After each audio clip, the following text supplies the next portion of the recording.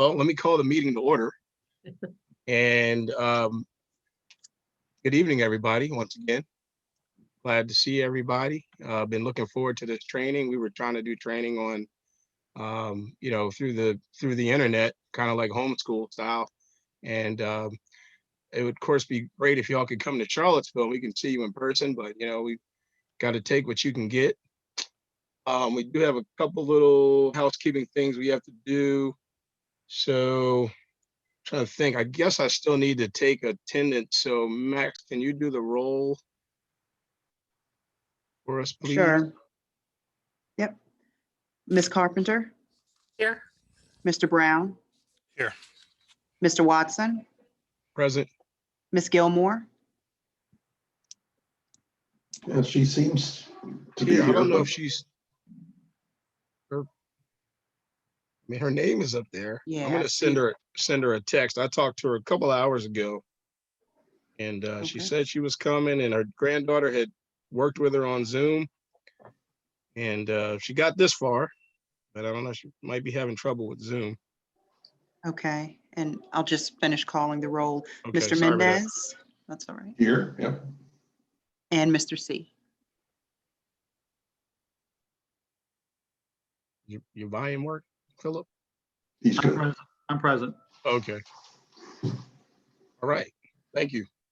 So, yeah, and I sent Miss Gilmore a text, so we'll see what she says, if she's having any trouble hearing us. So just to do some quick board introductions, my name is James Watson. I'm the chair of the Charlottesville Police Civilian Review Board. We got started in June, and of course that was right in the early phases of wearing masks and being in a pandemic. And so it's been a process of drinking from a fire hose, and I've learned a ton, and I'm looking forward to the next several months as we're trying to revise our ordinance. As you all know, the governor in the state of Virginia signed a couple bills into law that will, provide more power for police civilian review boards, or even actually, give localities even the ability to actually create civilian review boards. So we're one of only 3 in the state of Virginia, and so they don't have a very, very long history in the state of Virginia. So in a lot of ways, we have an opportunity to create something new and, set the stage for the future. Maybe if we go around and maybe start with Bill and just do some board introductions to our friends from NACOLE. Yeah, my name is Bill Mendez. I'm vice chair. About Mr. Brown.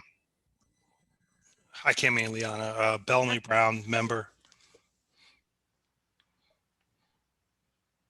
My name is Nancy Carpenter. My pronouns are she, her, and I represent a social justice group, the National Lawyers Guild, on this board. Philip. Hi, my name's Philip C. I'm a non-voting member from the law enforcement community, retired. Okay, and Ms. Gilmore, can you, can you hear us? And then if you can, I don't know if she can or not, but I know Ms. Gilmore is a longtime Charlottesville resident, and, she wants to see change and, just major improvement with the relationship between the community and the police. So I think that's everybody. So yeah, if you guys can introduce yourselves. I don't think we've all met Cameron prior to tonight. No, my name is Cameron McElhenney, and actually most people call me Cammy. I'm NACOLE's Director of Training and Education. I've been involved in with NACOLE and in oversight since 1998, when I was appointed to serve on a civilian review board here in Indianapolis, where I'm from, which I served on for 6 years. I became a member of NACOLE at the same time. I've served as a contractor for them since 2005, and then as a full-time employee. And I, at first, the only full-time employee in 2015. When we first got on, James asked how many staff we had, and lucky for you, all of our staff are here tonight to be with you. We're giving you our Um, full attention. We're giving you our full attention. Absolutely. So it's great to be with you. And I look forward to getting to know all of you over the course of the training. And I'm Liana Perez. I'm the Director of Operations for NACOLE. I've been actually a member of NACOLE since 1997. I was the police auditor appointed by the city of Tucson in 1997 until I retired in 2014 and went to work as a contractor for NACOLE. And this is a lot of what Cam and I do. This is probably the best part of our jobs because we get to meet so many people in different communities, and you know, you're not alone. There's a lot of other agencies across the country that are either in the beginning, the middle, or the implementation parts of creating their oversight entities. More so this year than in any other year, I guess. We have seen the organization grow by leaps and bounds, and obviously, you know, requests for assistance for us to, you know, to help with, you know, training or creating an ordinance. So we were in Charlottesville in January of 2019, Cami, right? No, 20. 2018. It was 20 because it was right before the pandemic. It It was just 20. seems like it has been, oh no, Charlottesville, wrong city. I'm sorry. Okay. Oh, We you- were you- in Charlotte. We were there in 2019, I believe, in January of 2019. So, and met the first board that was tasked with creating this board, right? Because you guys kind of did a two-part process. Well, I'd also like to welcome Ms. Lisa Robertson, who is our interim city attorney here. Very glad that she's here. We've been asking the city to come and represent. So welcome, Lisa. Just in one little thing, we reached out. We were hoping to have city council members attend. They've got a school board, I think maybe school board budget related meeting. They've got a meeting right now, as well as our the new city manager who's going to come on board. So we reached out to him also, but he's part of that meeting. But as we go out into the future and have our future training sessions, we're hoping that that our city council will be available and will attend. And again, as we're revising the existing ordinance, you know, the folks that are going to pretty much make the final decision and approve what we put forward is going to be our city council. So we definitely want them to have the same level of awareness and education as we do. And I'm definitely glad that we'll be able to save a copy of this training so that folks can watch it later on. So without further adu, I don't know what magic you guys do in the Zoom world. The transition, oh, there she goes. Oh, Yeah, Ms. Robinson is here also. Oh. Yay. you know what? We may have to. I don't see Miss Robinson's face anymore, or Johnson's face anymore. Where'd you go, Miss Johnson? Ms. Johnson, yeah, I'm sorry. We have a lot of Robinsons and John. We have a lot of common names actually on this board. Well, Miss Johnson, There Hello. she There is. she is. good Hey, evening. Good evening. good evening. So we just did some quick introductions, and NACOLE is just about to go into their presentation for the training. And if you could just say a couple Oh, words, okay. words about yourself and maybe interest with being a part of this board before we get started. Oh, Lord. Uh-oh. Put you on the spot. Straight off of work. Dorinda Johnson, just call me Rennie. What else do you need to, what else would you like? I don't know, lifetime resident here in Charlottesville. Got on the board because I have two sons that I worry a great deal about in regards to dealing with the police. My sons and their friends and so many others. So that's why I wanted to be a part of it. That's really about it. All right, well, thank you. Appreciate it. Mhm, mhm. Well, it's wonderful to be with all of you tonight. As I think all of you know, this is just part one of the training. We're going to spend 2 hours with you tonight going over some stuff that we intend to give you as a basis of information to then build the other training on. I know that when I was on a review board, I was astounded with learning what I did not know. I knew why I had gotten on and I was very excited to do the work, but there was a lot about civilian oversight in general that we didn't know. None of our board members knew, and there wasn't a whole lot of training to get us on board. And so that's one of the reasons that I really enjoy being able to go out and work with people who are doing the work that all of you are doing to help give you that good start. So we've already done introductions, but we had a couple questions for you. I know some of you might have mentioned this along the way, but the first one that we had was, why do you want to be a member? Why did you want to be a member of the PCRB?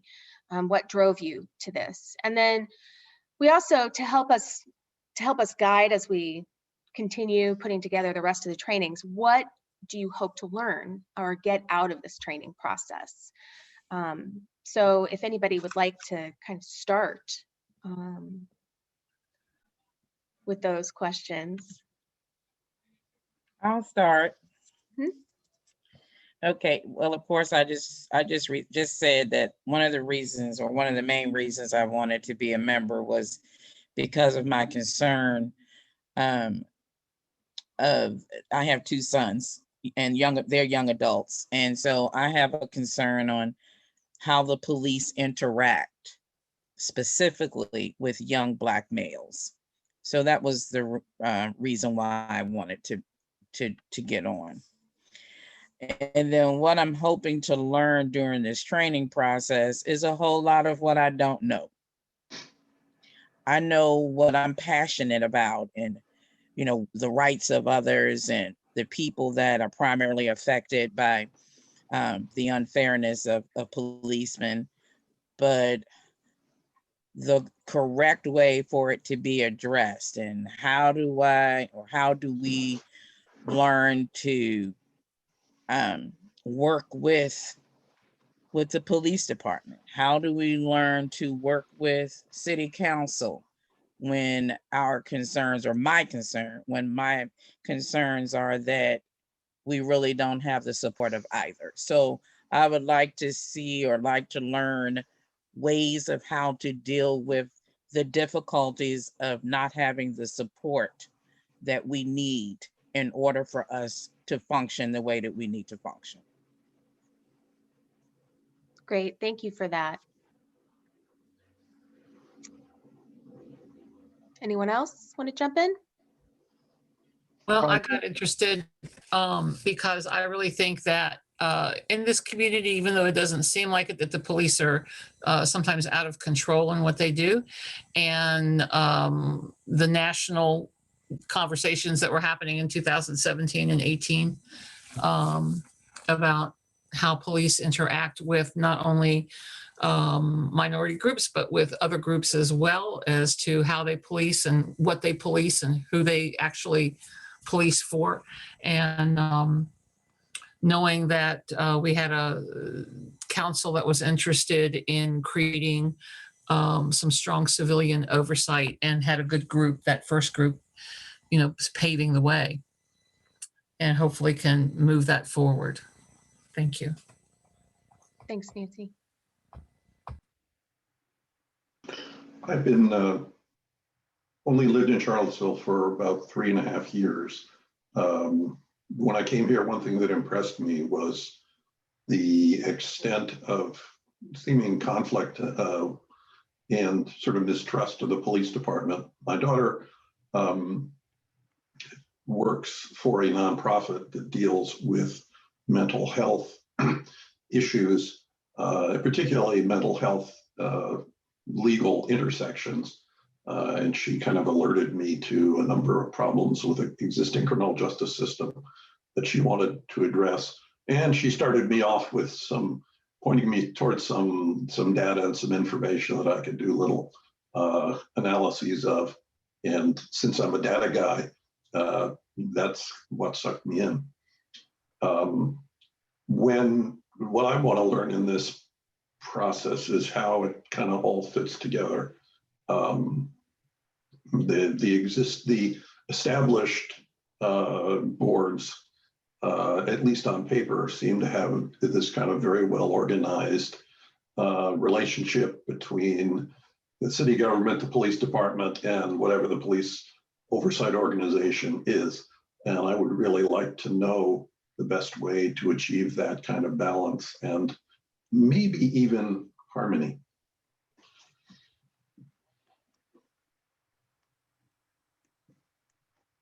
Thank you, Bill. So I got into this because I had one of my own experiences, and this actually within Fairfax County, which is one of the models that was utilized to set this up.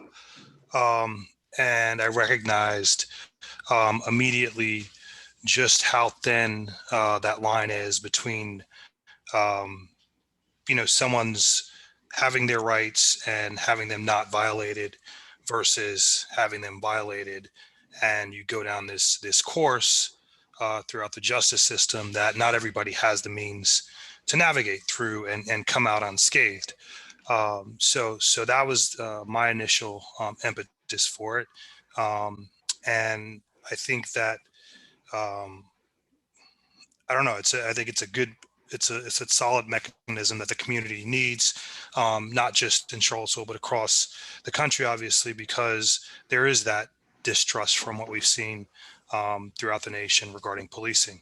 That being said, I don't, want it to become a mechanism that's that doesn't really, hold its salt and it's used as a weapon against the police, because I think that gets us nowhere.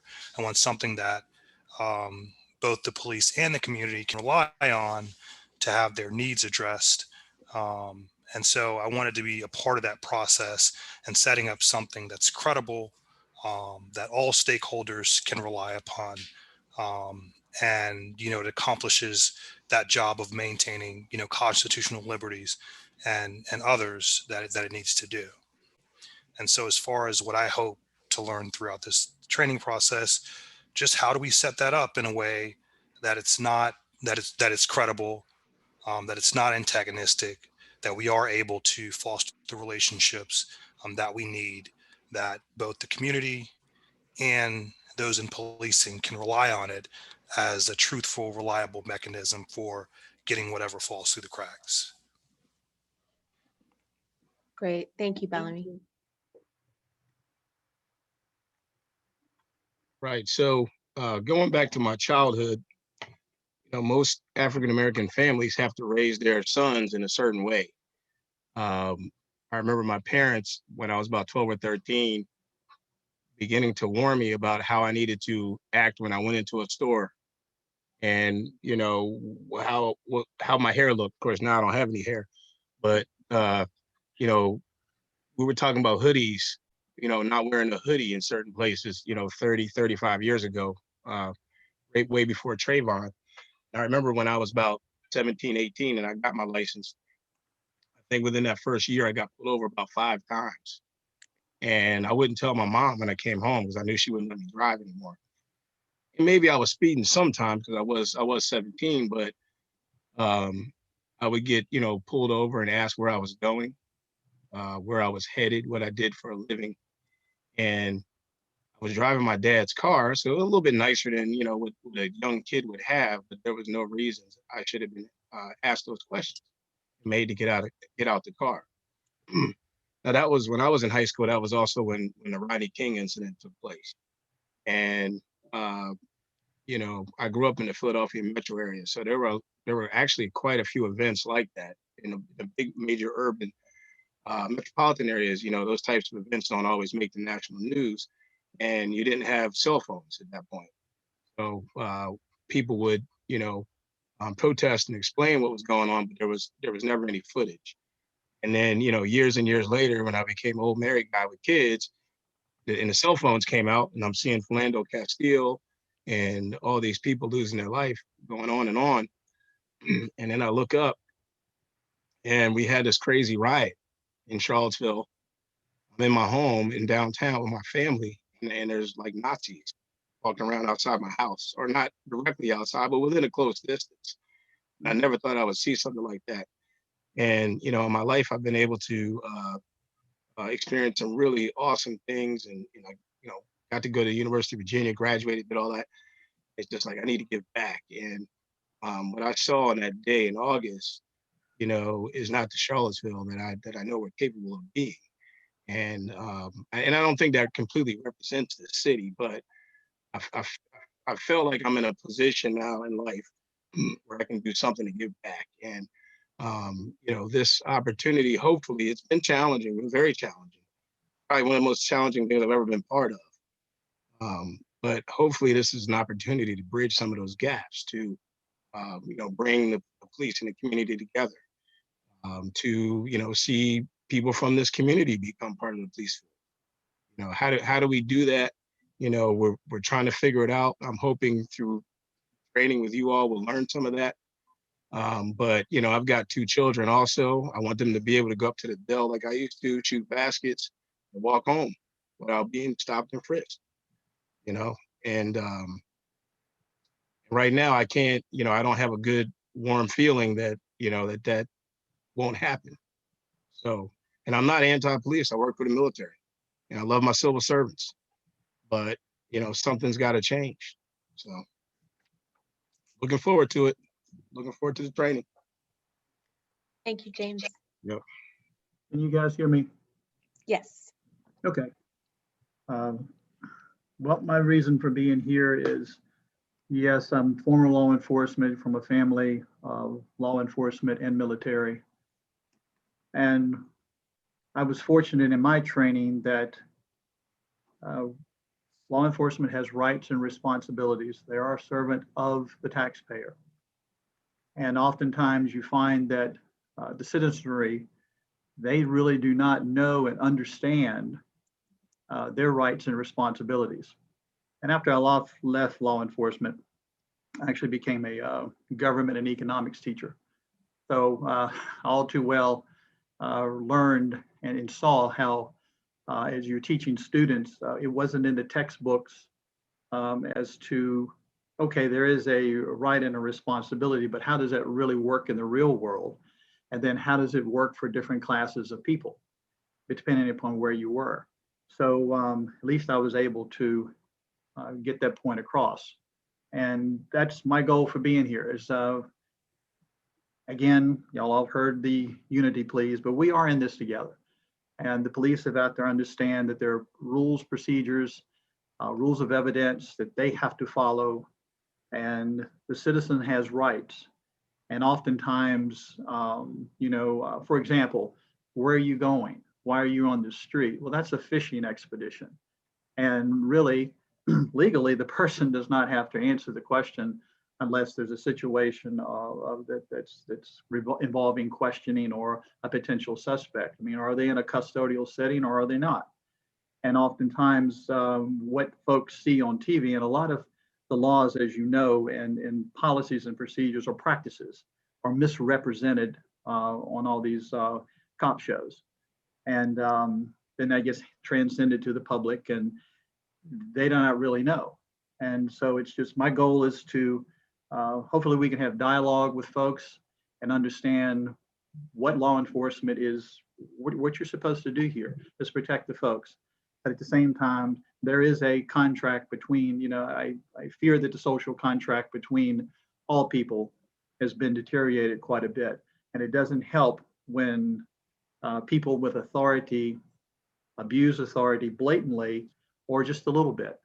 And so, you know, I'm just a voice, and at least from what I've seen and what I've experienced, the whole idea is to try to get us to understand and work with each other. And especially hopefully we can get through this together. And I've enjoyed working with the folks. I know it's been a little slow moving, but hopefully we can get rolling here. So that's my story, and I'm sticking to it. Thanks, Philip. And I think the only person we haven't heard from is Miss Gilmore, if she has able to. She has audio now. I know there's a, looks like there's a little red mute button. I wonder if I can unmute and if that'll make any difference. Let me see if that does anything. No, I don't know. It's not working. Oh, there she goes. Hello. There Hi you there. go. Hey, how y'all doing? Pretty good. My name is Deirdre Gilmore. Everybody calls me Dee Dee. And the reason that I want to be on the CRB is because I've been seeing the same thing in Charlottesville all of my life. I can go back to 1975. Y'all talking about what happened August, back in August 12th and 13th of 2017. We had a riot back in 1975. I grew up in West Haven, and I can remember the whole neighborhood being invaded by the Charlottesville Police Department with riot gear, tear gas, and I remember suffering all night long from the smell of the tear gas and it burning our eyes and our face. We couldn't breathe.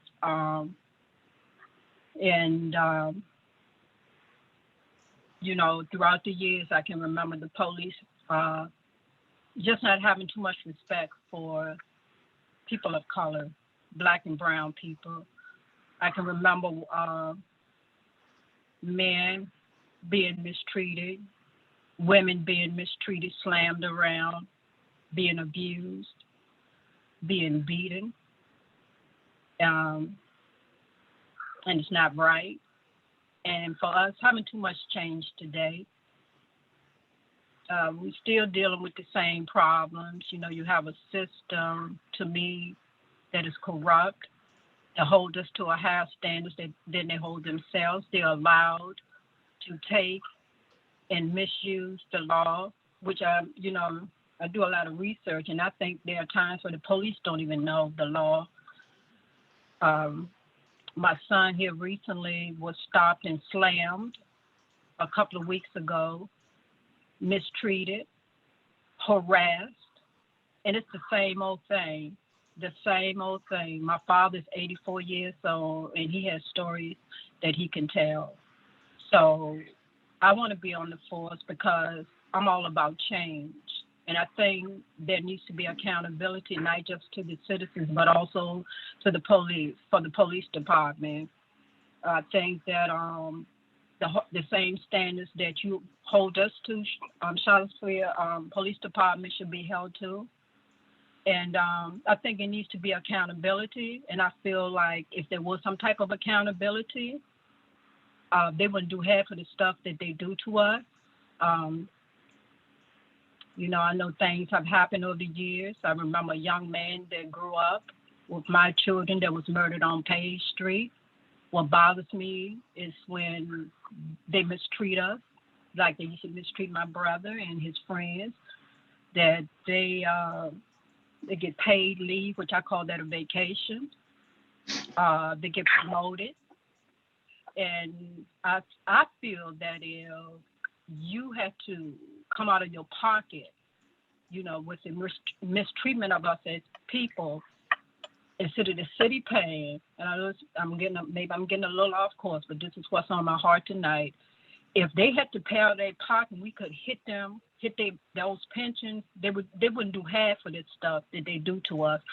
So I want to learn how to deal with them and not have any bias, because right now I've seen so much abuse that I'm not going to say I'm afraid for myself.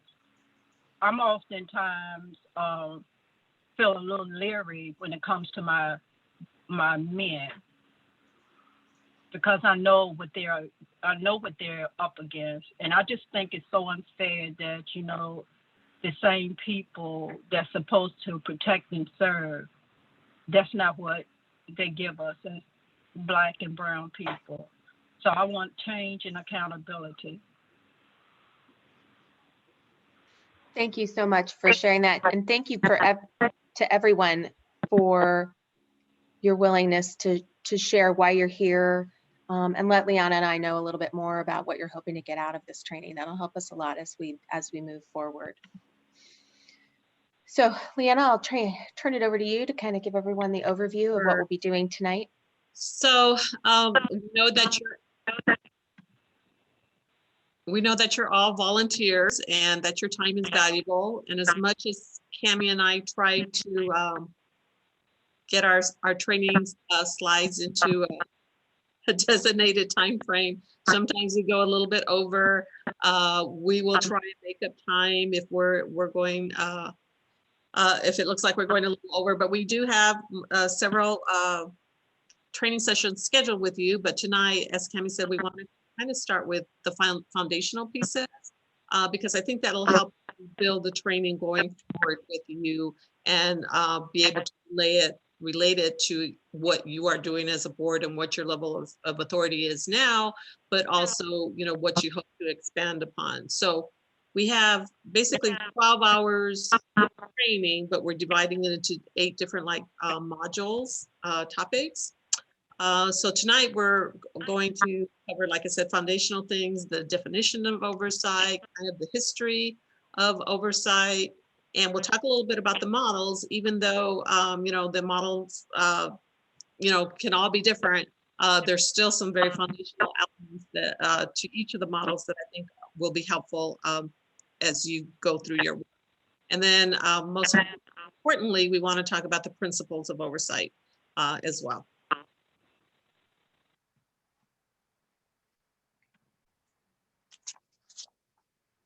So before we begin any training, we normally show this slide. So if any of you've ever sat in on any of our other civilian oversight 101s or anything, this may be familiar. But I think it's important to remember, we work with a lot of communities that where they've had a situation where there's been an incident, there's been outcry, civilian oversight has been implemented, and they think that, if they do that, then everything's going to be fixed.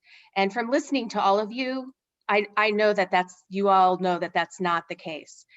But it's just really important to remember that civilian oversight alone is not sufficient to gain legitimacy and to completely reform the criminal justice system. However, without it, it's difficult, if not impossible, for the police to maintain the public's trust and to move forward with reform efforts.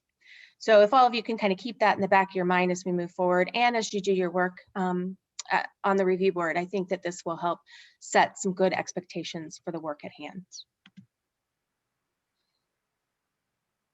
So we're going to talk a little bit about kind of the definition of civilian oversight, pretty much in its broadest sense. It can include the ability to investigate, audit, review internal affairs or internal law enforcement investigations or their processes, including community complaints and use of force incidents. This is an area that's really broad, and we'll get into that a little bit later. Some agencies have only the ability to look at or review actual complaints and not necessarily issues that are being addressed without, with the absence of a complaint. So we're seeing that a lot more nowadays with respect to boards and oversight entities getting the ability to look at use of force incidents with or without a complaint. So kind of statistically looking at, the types of force used and to be able to make some kind of recommendations for training or changes in policies. Conducting an ongoing monitoring of law enforcement agencies. Again, like I said, the policies and procedures, training, even the management and supervision practices are very important. Lots of times, and we see this especially with police departments where a new chief comes in and, he or she, has their philosophy and tries to make some changes with respect to, at the management level and in the various forms of supervision. And sometimes there's a little bit of pushback on that. So those are some of the challenges as well, but those are things that oversight can be a part of as well. It can also include any agency or procedure that involves active participation in all of these things by persons who are not sworn law enforcement. In other words, really in its basic form, the role of oversight is someone outside of the department looking at the activities, the complaints, the policies, the training, patterns, trends, management of the law enforcement agency as a whole.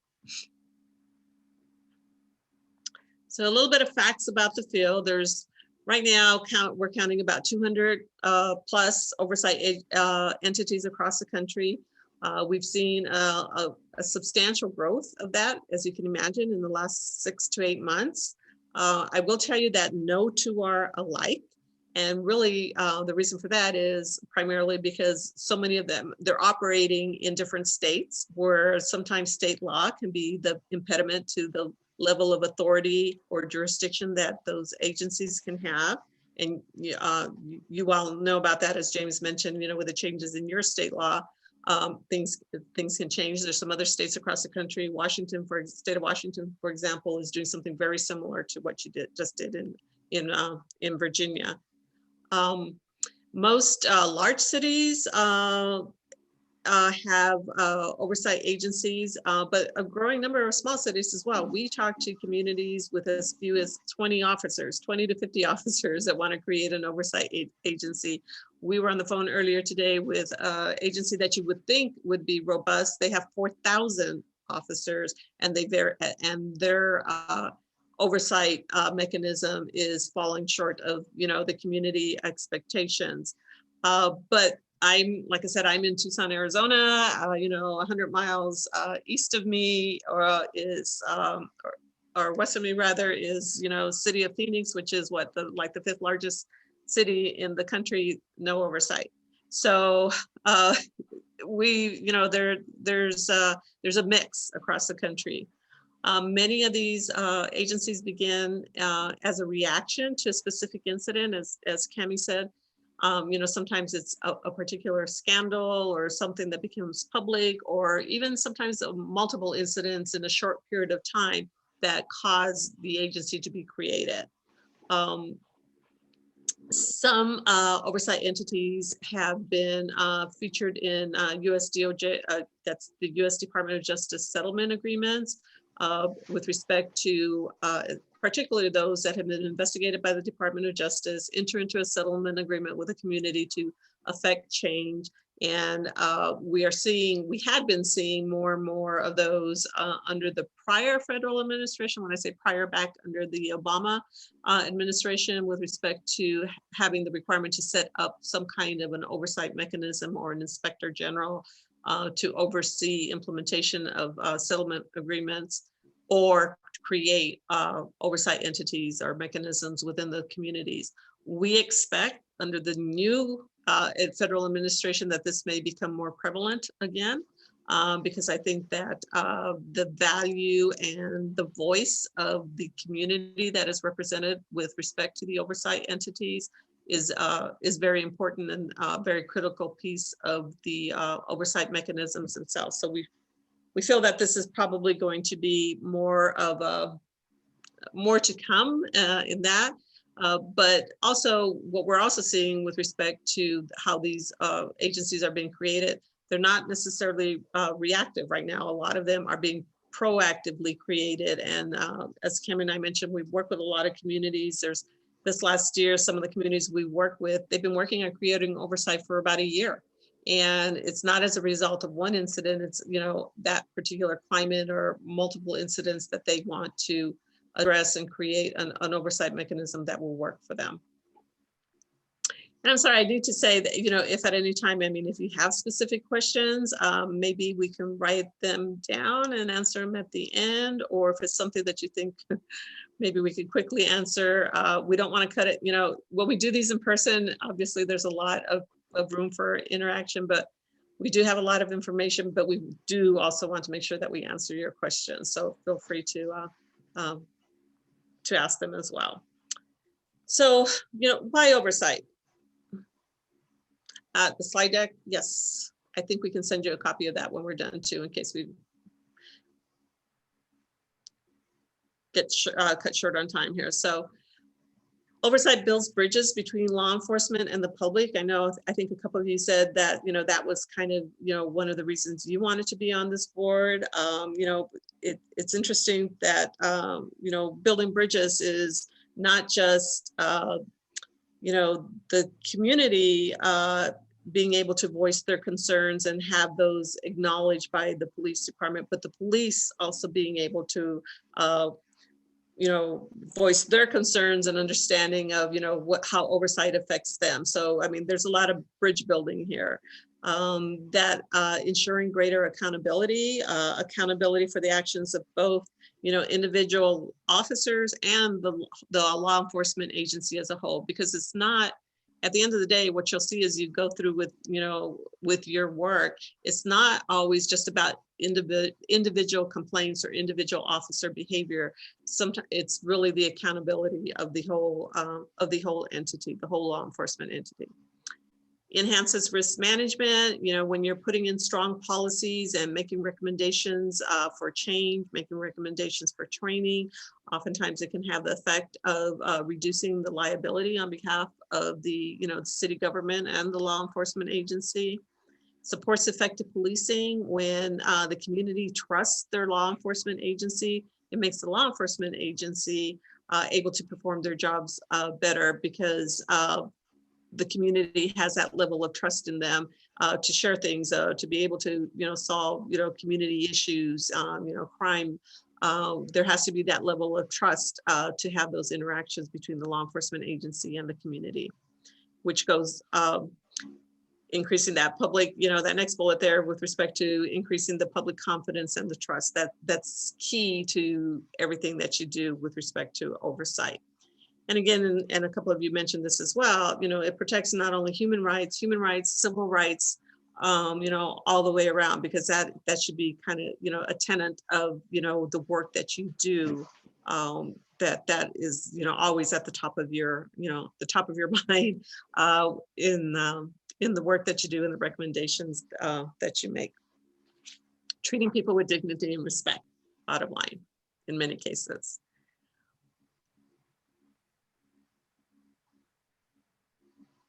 So some of the common goals of oversight are, in particular, to make the process accessible. Over the last several months, we received a lot of phone calls, and some of them were, oh, how do I go about creating oversight in my, in my city? And it's like, oh, you've had an oversight entity for like 20 years. I've been very surprised about the number of communities that, number one, don't even know an oversight entity exists, or even how to access it with respect to, how are they meeting? Obviously this meeting is being, streamed live. Many agencies, sometimes get accused of, doing things in, an executive session. And there's a time for that, obviously, but not being transparent enough with the community and not providing levels of access to you with respect to, either by filing complaints or being able to address your board in a, in a public meeting. Those should all be, some of your goals. Of course, bottom line is that, you're ensuring that the investigations that you're reviewing are fair and thorough, but that the findings are also both reasonable and discipline is appropriate. We're going to talk about that a little bit later with respect to the role that oversight also plays in the fairness of, to ensure that the officers are being treated similarly with respect to, is discipline being administered in a fair and equitable way on their end, and not subjected to, who the person is or who is the person handing out the discipline. So, if you have that ability to kind of see, to make sure that that the discipline is consistent, that's a very unique role that the oversight agency does play. And of course, improving that public confidence in the police and transparency. We can't say it enough. you know, the transparency, not just of the organization, by, you know, publicly, you know, the police organization itself, by publicly being able to report on, you know, how they are holding officers accountable, but it's also the transparency of the oversight entity too, in the work that you're doing. Something that's really getting very kind of more common now is law enforcement agencies are putting what they call these dashboards on their websites, where they're actually reporting the statistics with respect to, you know, the number of complaints, not necessarily, you know, not putting out officers' names or anything, but, you know, the number of the complaints, the types of complaints, you know, and the outcomes of the complaints, so that the community has an idea with respect to, you know, seeing those numbers and, you know, having a better, it's very visual, right? To see, you know, those numbers being actually put out there by the law enforcement agency, and those dashboards are getting a lot more common, and that goes a lot towards the transparency of the law enforcement agency. Also, you know, improving, you know, the ability to improve the law enforcement agency by analyzing patterns of complaints and, you know, other data, training management. Sometimes the recommendations that can come from the oversight entity, particularly if you're seeing patterns in particular types of complaints, that may be addressed with either additional training or additional equipment, or, you know, was one of the challenges right now, obviously, is body-worn cameras and the availability to review and, you know, audit the, you know, the video, and it's very time consuming. And so there's been a lot of challenges in that. Sometimes, you know, the oversight mechanism can be able to, you know, make recommendations on, you know, how they can improve, or, you know, financially, you know, support, you know, things that will improve the work of the law enforcement agency by making them more effective. Also serves as a role to, you know, deter officer misconduct with respect to knowing that, you know, officers knowing that, you know, their actions are being reviewed outside of the department. I said I was the auditor for the city of Tucson for 20 years. That doesn't mean I looked at every single complaint that went through, because we had over 1,000 officers. But I once had a captain tell me, he said, you know, the fact that we never know which case you're going to look at makes us do a better job in every case that we look at, because, you know, basically you're subject to random audit of, you know, how thorough and fairly they are doing their investigations. So sometimes it serves as a deterrent as well. And again, this is kind of duplicative, but, you know, reducing that legal liability from officer misconduct when, you know, it's actually something that is a benefit to the city or county organization. And of course, you know, improving the public's understanding of police policy, training, and practices. That's very important, because that also serves a role we're going to talk about in a little bit, as far as, you know, legitimacy and procedural justice. I think it's just as important for the community to understand the role of law enforcement with respect to how they are trained, you know, what their policies are. And it goes a long ways oftentimes when you're, you know, reviewing cases, and you know, you're oftentimes managing expectations with respect to the public's understanding on how something, you know, should or shouldn't be looked at. That's very key, because you know, you're, again, that bridge builder also between the community and the law enforcement agency and the work that they do.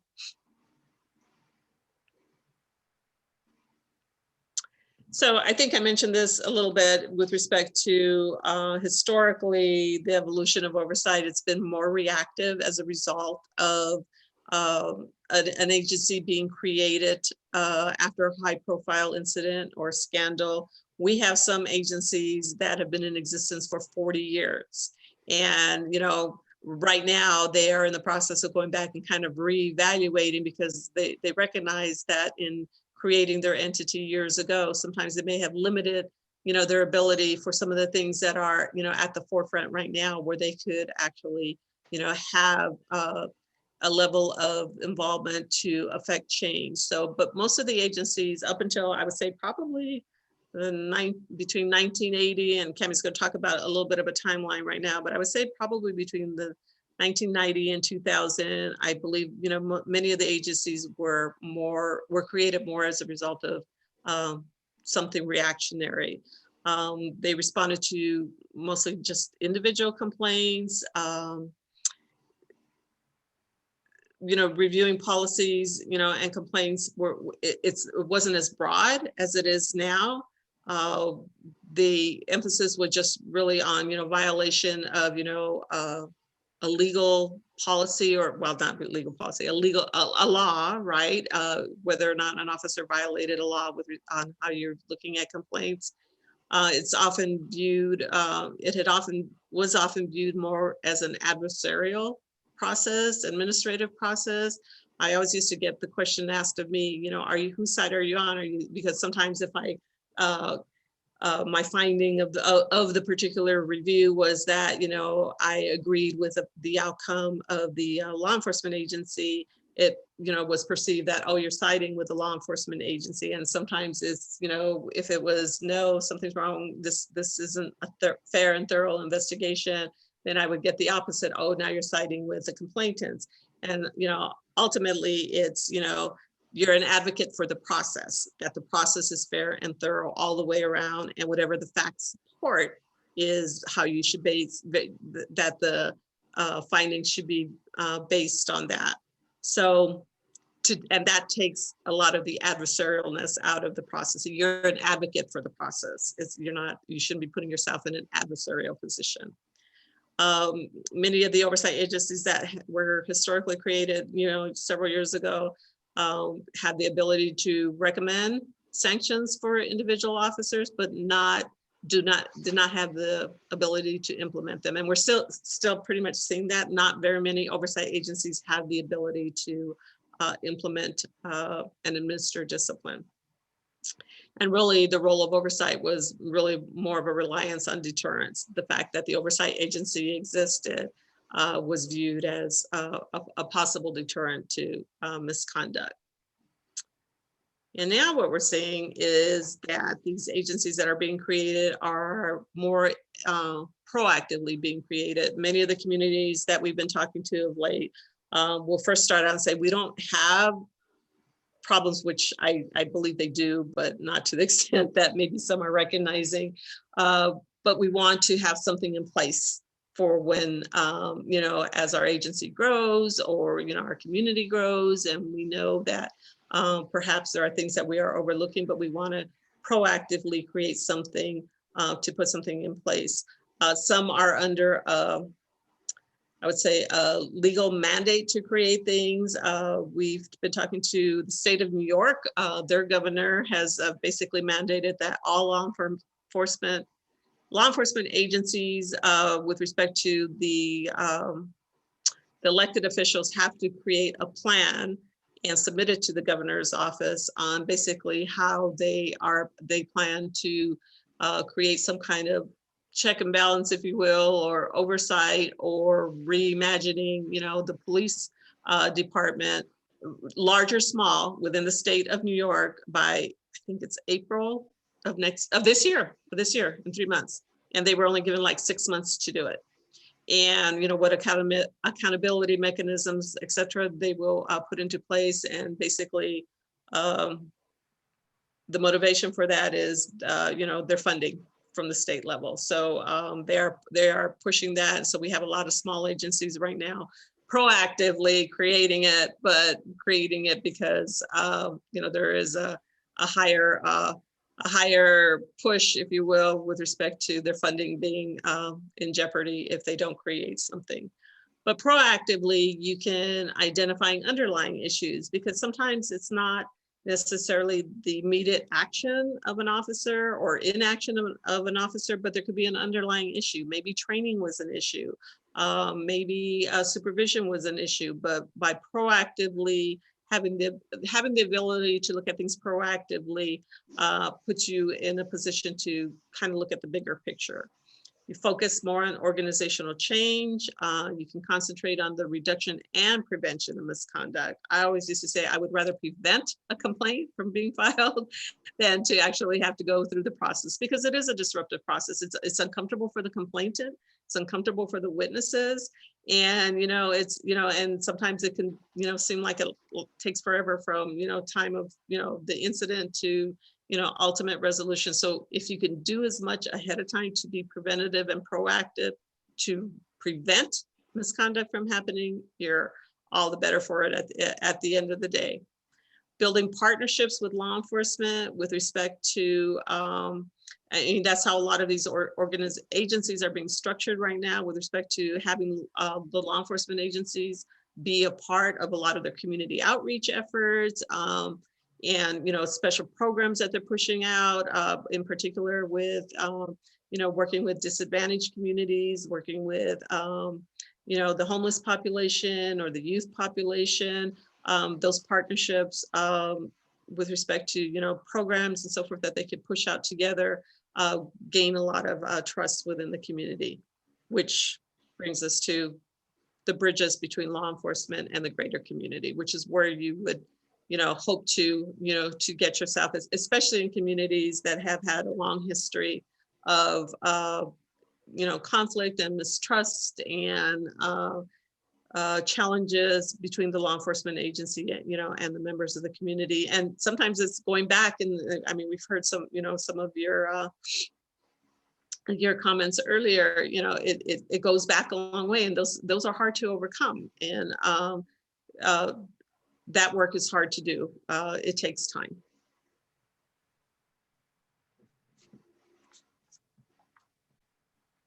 So next, we're going to talk a little bit about the history of civilian oversight, just to kind of give you a little bit more context of how long it's taken us to get where we are, but how far we've come. So I'll try to keep this as succinct as I can. Liana tells me to make notes so that I don't go off script, because I tend to talk a little bit more about the history probably than anybody wants to hear. So bear with me. So first of all, if we go back to the late 19th century, early 20th century, almost all of any kind of oversight of law enforcement was concentrated in councils or elected officials, and particularly mayors who hired and fired the police chief or commissioner. And as you can imagine, because in some cases that's still absolutely the case, it just doesn't work. But particularly at that period of time, there was a tremendous amount of corruption. Political leaders used their influence with the police department to gain patronage, and corruption bred more corruption. However, in 1928, we see the first more formalized attempt at oversight in Los Angeles. The Los Angeles Bar Association established a Committee on Constitutional Rights. Its job was to record complaints of police misconduct. However, as you can imagine, it was a non-governmental agency. And so the commission had no authority to act on any of the complaints they received. And so it was a short-lived attempt. However, in 1931, then President Herbert Hoover established the Wickersham Commission to review criminal justice, well, the criminal justice system and the issues that it faced, and to make recommendations for reform. So the important piece of that for civilian oversight is that the commission asserted in its final report that, quote, physical brutality was as widespread, almost universal police practice, and recommended that some disinterested agency in every locality take complaints against the police. So that was the first time we'd heard from a government entity officially that something like civilian oversight really needed to exist. So during this period, the majority of police departments just resolved civilian complaints internally and informally, and police often threatened, cajoled, discouraged any individuals from filing complaints altogether. So if we move forward from the Wickersham Commission, it really isn't until 1948 that we see anything new happen, other than riots breaking out in the 30s and 50s, showing more and more the need for some sort of police reform and civilian oversight. So in 1948, we have a breakthrough because Washington, D.C. establishes the nation's first civilian review board. And it was established specifically because of community concerns for the use of excessive force by police.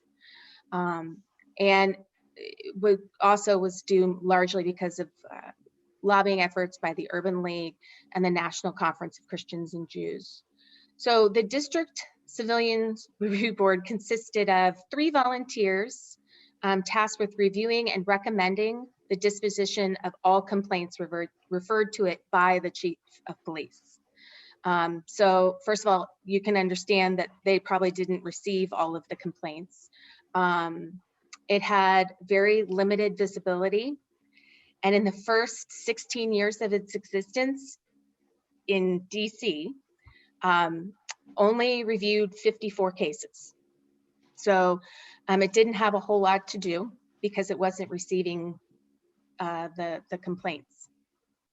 So finally, they tried to fix it over several years, but finally, I mean, they even gave it subpoena power and an independent investigatory power. But in 1995, when the district was in the midst of a financial crisis, they disbanded it altogether. So, but I do have to say, not all was lost. 4 years later, they reestablished it as an independent investigative body. And it's still in existence today with the authority that it needed to actually get the job done, and the budgetary support. So in 1953, we see another civilian review board come into play, and it's in New York City. And I put this in here because to show that at that time, there was still a great misunderstanding of what civilian review board actually meant, because these people on this board were actually police officers. New York City police officers made up the civilian review board.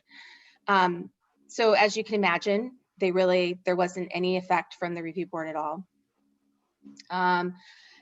And in 1966, they tried to revamp that, but the union, the police union in New York City, the Police Benevolent Association, they initiated a campaign to completely disregard any mayoral attempt to strengthen the board. They got enough signatures for a referendum, and voters actually approved to ban the Civilian Oversight Board. So it wasn't until 1993 that they actually, I'm sorry, 1986, they actually passed some legislation to get a new board with actual civilians. And in 1993, it became a fully independent investigative oversight agency and the largest one in the country. They have, I think, close to 200 employees at this point, but with 35,000 officers, that's understandable. I'm sure they would like to have more. So as a shout out to you, James, I'm going to talk about Philadelphia, now that I know that's where you grew up. So in 1958, we have Philadelphia established. So we're starting to see those time increments get a little bit closer in the establishment. So the Police Review Board was established in 58, and it was authorized to receive complaints, review the department's investigations, and issue disciplinary recommendations. So it's really one of the first boards that we see that has the type of activities that boards still carry out today. It didn't have a whole lot of authorities. It didn't enjoy the ability to make recommendations for policy or have any kind of part in that process. It was very innovative at the time, but it was constantly sued by the union. Didn't have a whole lot of support by elected officials. And because it was originally established through executive order, the courts eventually said that it was illegal for them to exist. And so the next mayor disbanded it, even though that decision was eventually overruled anyway.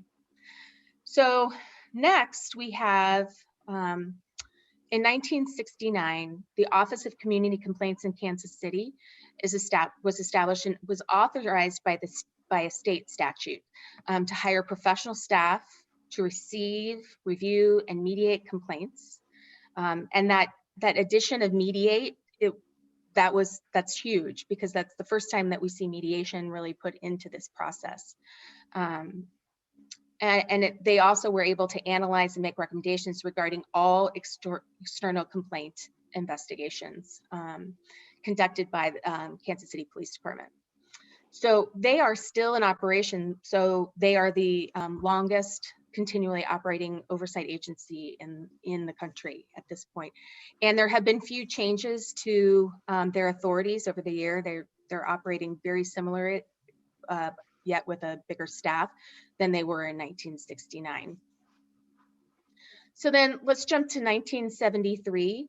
So the 1970s and 80s are where we see the beginning of the investigative model.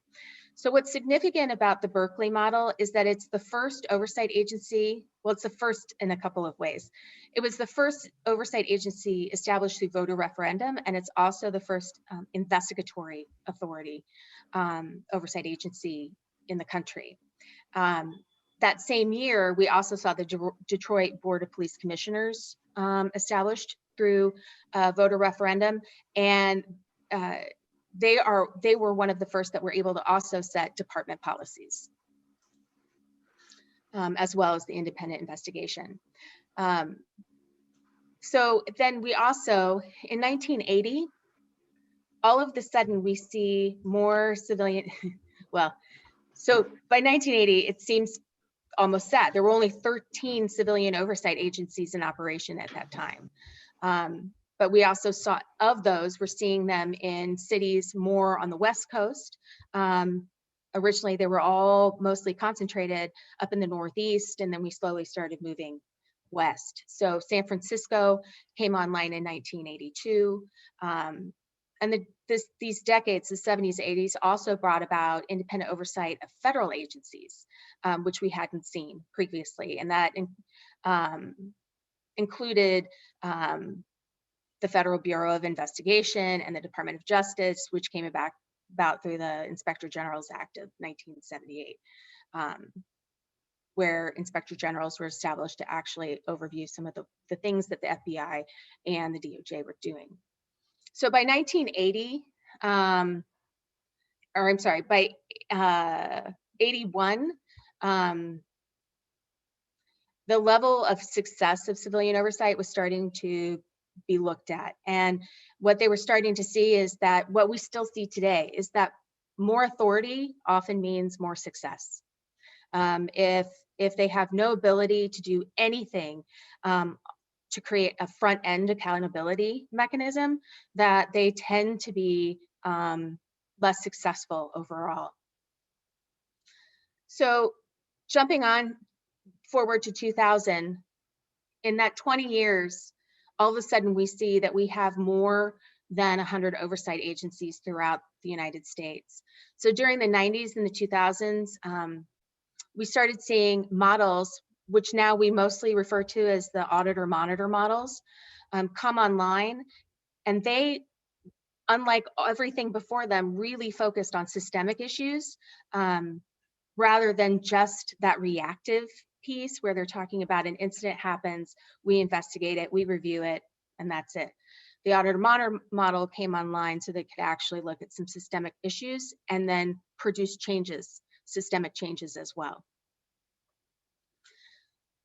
So now we're in 2020, 2021, and at the beginning of 2020, we would have said, we have nearly 200 oversight agencies in the country.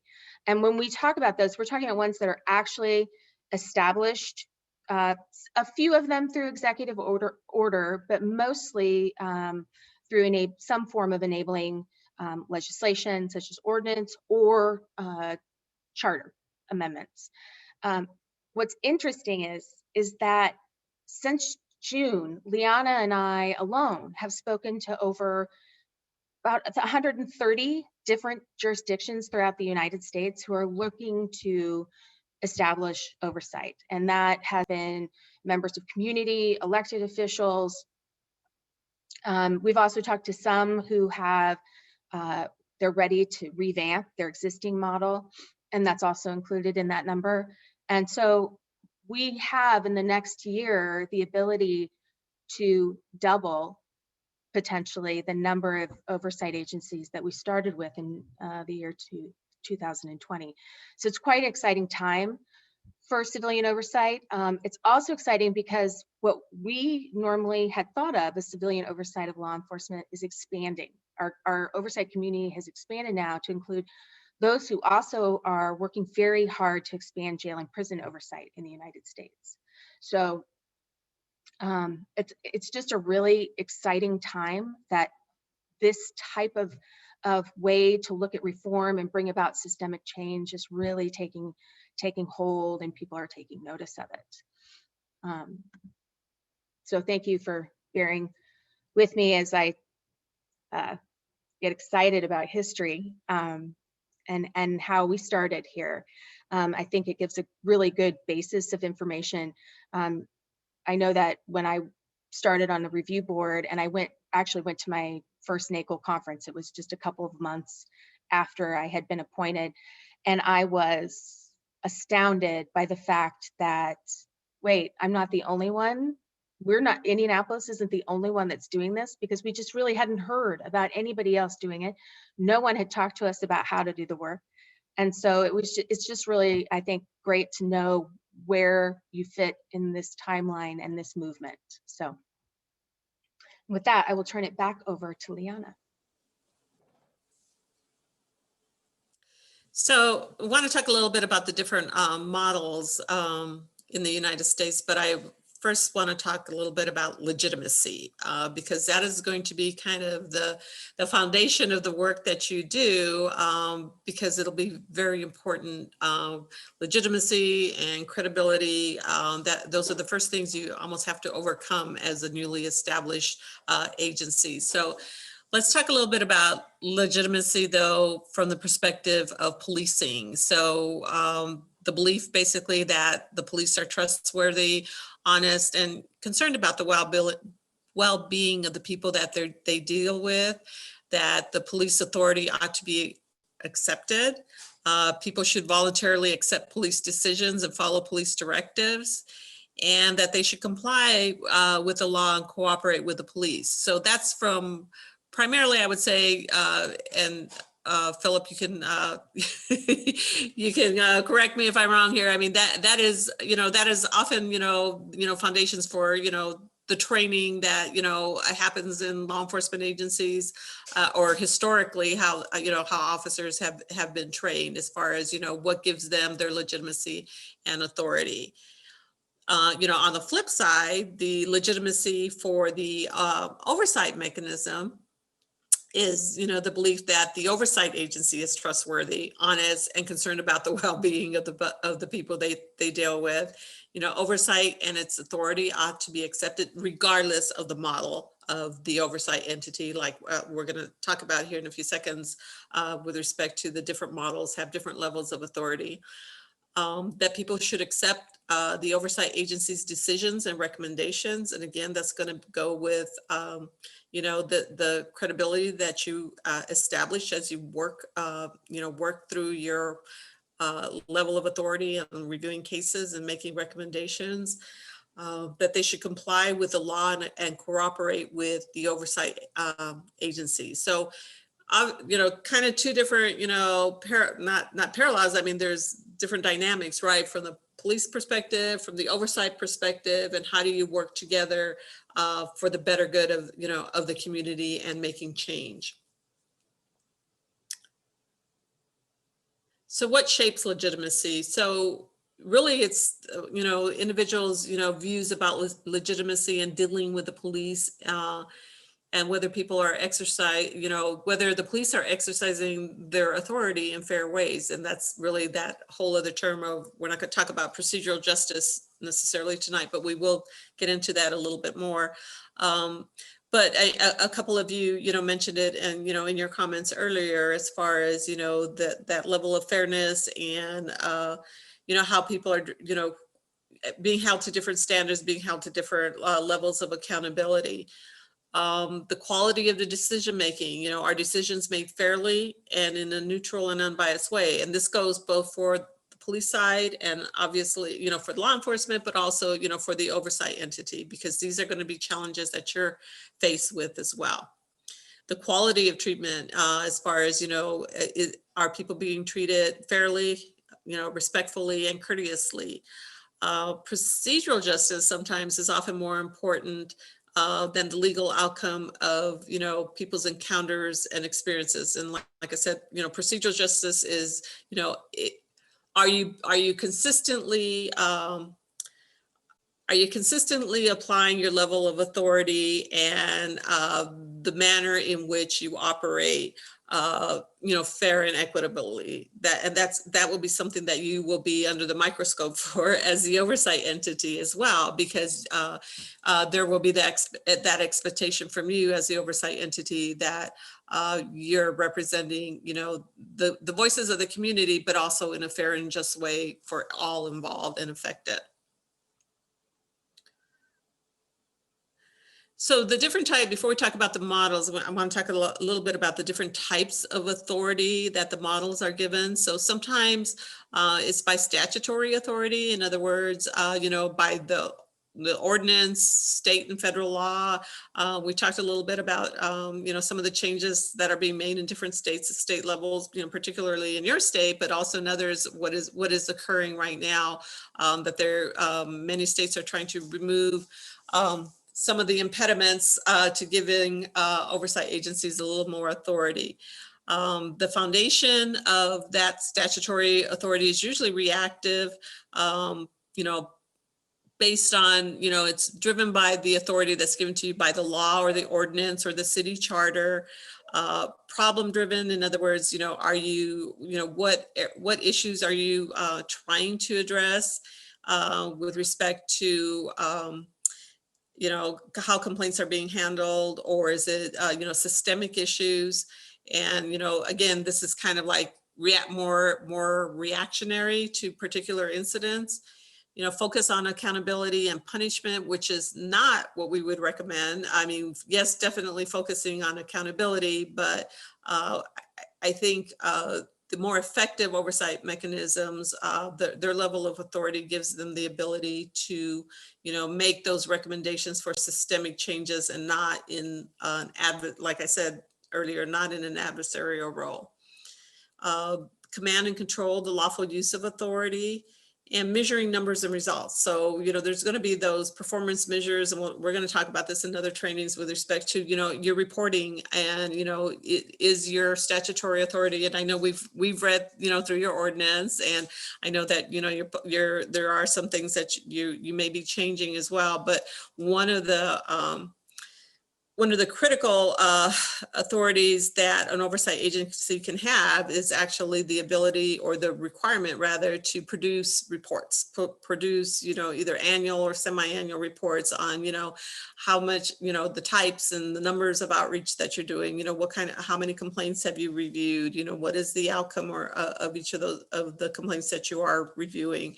And basically, it's kind of that accountability mechanism to the community that you serve.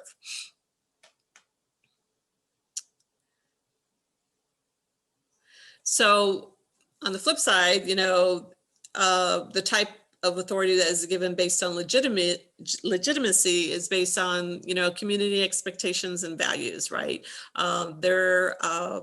The community expects, we have, and you handling that, those expectations is also going to be, your challenge with respect to, are you going to be, proactive in your approach to addressing issues that are brought before you as a board? Willing compliance. In other words, what can you do to make changes in a way that are not necessarily more in more of a cooperative manner is what I'm saying. And again, not in an adversarial role. The role that you do play in the community outreach and engagement is critical. The question that we're asked very, very often is, do we have data to support that, this one model works better than another, or that even any model is effective? And oftentimes that can be measured with respect to, the level of community engagement that the oversight entities are doing, because they have their nose to the ground, so to speak, with maybe issues that different parts of your community are feeling that aren't being addressed. And so those are very, your legitimacy is going to be based on how the community feels you're addressing those individual issues or larger issues.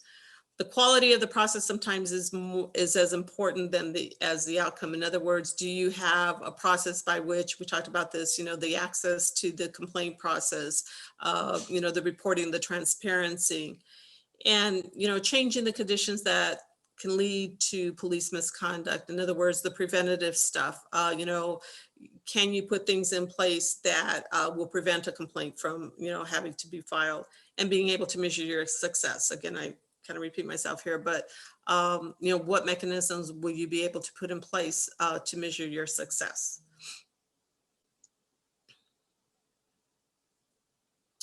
So we're going to talk, I just want to make sure how we're doing on time. 5:30, okay. 5:30 my time. I know it's later for you. So we'll talk about a little bit about a couple of the models here. So really, primarily, we recognize that there's 4 basic models. There's the review focused model, the monitoring, auditing focused model, the investigative focused model, and the hybrid models, which are more and more common as of late. So really the review focused model, and I'm going to go through these kind of quickly because really at the end, I know that we probably want to spend a lot more time on kind of the one of the other slides with respect to the principles, 13 principles. But in the review focused model, this model is based on, the structure that ensures that the community has the ability to provide input into the complaint and investigative process. The community, in other words, these are usually review boards such as yours that are established with members of the community on, serving on the boards.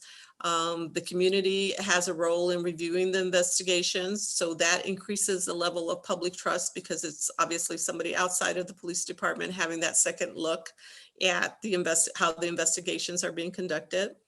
And it's usually similar to your structure with respect to an individual in some cases, or a board and commission are given that level of authority either by charter or ordinance to review the completed internal investigations and can either agree or disagree with the findings.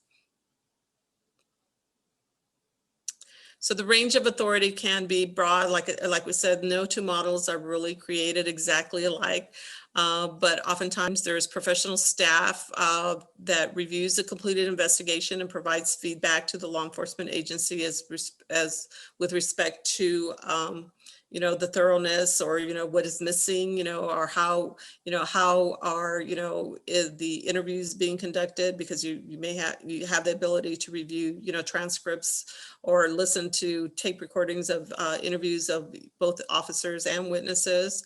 So it can be done by volunteer board members or professional staff.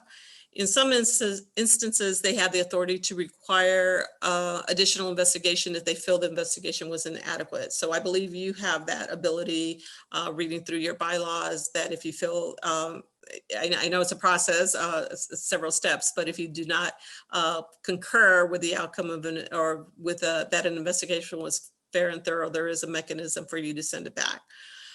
Review boards frequently hold their meetings in public, depending on state laws. And I will tell you, there's probably very few that only do their reviews in, let's say, executive session. And oftentimes those are very highly criticized by the public because they're not transparent enough. But the public aspect of reviewing complaints is very important.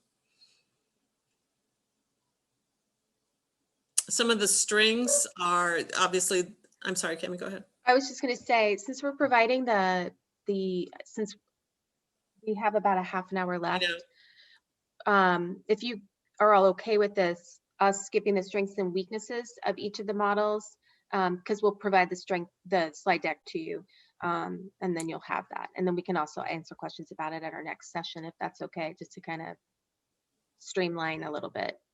Yeah, I want to make We- sure that we get to the 13 principles because I think that those are going to be. We might be able to go 10 or 15 minutes Okay, over because, you know, it took us a little while to get started. So okay, anybody on the board just has to drop off because they've got something to do. You know, this is going to be archived. So if y'all need an extra few minutes, you know, okay, honey in, okay, good to great, go. thank you. Yep. So I'll just go through them just really quickly, just touch on a couple of them. So, you know, with this model, you know, there's that high level of transparency. There's that level of community involvement by having members of the community sitting on the board or the commission. And oftentimes, you know, law enforcement agencies are more likely to take action on, you know, recommendations that are made publicly, because that's a form of, you know, being accountable when, you know, your oversight agency is making those recommendations. Some of the weaknesses sometimes is the level of independence with respect to not being, you know, an investigative model is oftentimes seen as a weakness. And you probably already know this, as an all volunteer board, sometimes depending on the community you're operating in, you may be overwhelmed with complaints for an all volunteer board that only meets, like, you know, on a monthly basis. And there's kind of ways to get around that. Sometimes you can select to, you know, just randomly look at complaints depending on the, you know, on the volume. There's a huge time commitment of board members, as you've probably already recognized. And it entails, you know, systemic training of board members, because you know that board members can, you know, come on and off your board. So you always want to try to keep everybody at the same level, but of training and experience, but it's oftentimes a challenge. So volunteer, you know, so working with the boards, you know, you have to take in all this, you know, into consideration as to how you're going to accomplish that. The investigative focus model is seen more as reducing bias in investigations, because it's completely done outside of the law enforcement agency. These are models that have full investigative staff. That's where the complaints go, and they are completely investigated by you know, civilians. There's full-time investigators that, you know, obviously have to have training as investigators. The investigations are conducted by the oversight agency and not the police department itself. And this model is seen as one that creates a high level of community trust in the process, because it's all done external to the law enforcement agency. But it's also a challenge. They can have different ranges of authority. They obviously, as an investigative agency, they can, you know, conduct the interviews of the witnesses, including the law enforcement officers, gathering evidence. They can prepare investigative reports. They can also make recommendations for findings as to whether the evidence, you know, supports the allegations in the complaint or not. And in some cases, some agencies that have investigative authority have the ability to make, recommend and impose discipline. Not that many, there's still only a handful that have that level of authority, but it's becoming more and more sought after. I got a quick question for you. The ones that can conduct interviews and, you know, prepare an investigation, do they typically get some training about how to conduct investigations, or do they have a hired investigator complement their board? Yeah, you have to have training for the, for the investigator, because that's what's going to make your, the investigations, thorough. Sometimes they'll hire people with investigative experience, or they'll do their own training. It's not like a lot of these investigators maybe have kind of background in like auditing and, and law, obviously, because you're able to, because sometimes that's the nature of the questioning. Well, and also just to clarify, these are normally paid staff members who are doing the investigations and not board members. And so you do see in the agencies that do investigative focused models, a lot of the investigators are private investigators background or former law enforcement. So people who do have that very specific training. Exactly. Thanks.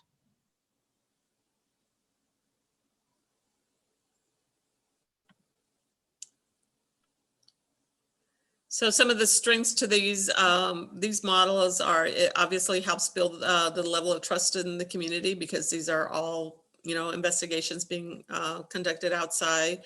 And it oftentimes can avoid that, those conflicts that are inherent when internal affairs departments are usually, they're staffed by detectives or sergeants usually that do kind of a rotation into internal affairs, and then have to, maybe they do a 2 or 3 year rotation and then go back out into, into the field. And oftentimes that's seen that, that there's potential, conflicts if, amongst their peers. And it's kind of a difficult situation for them to be in sometimes.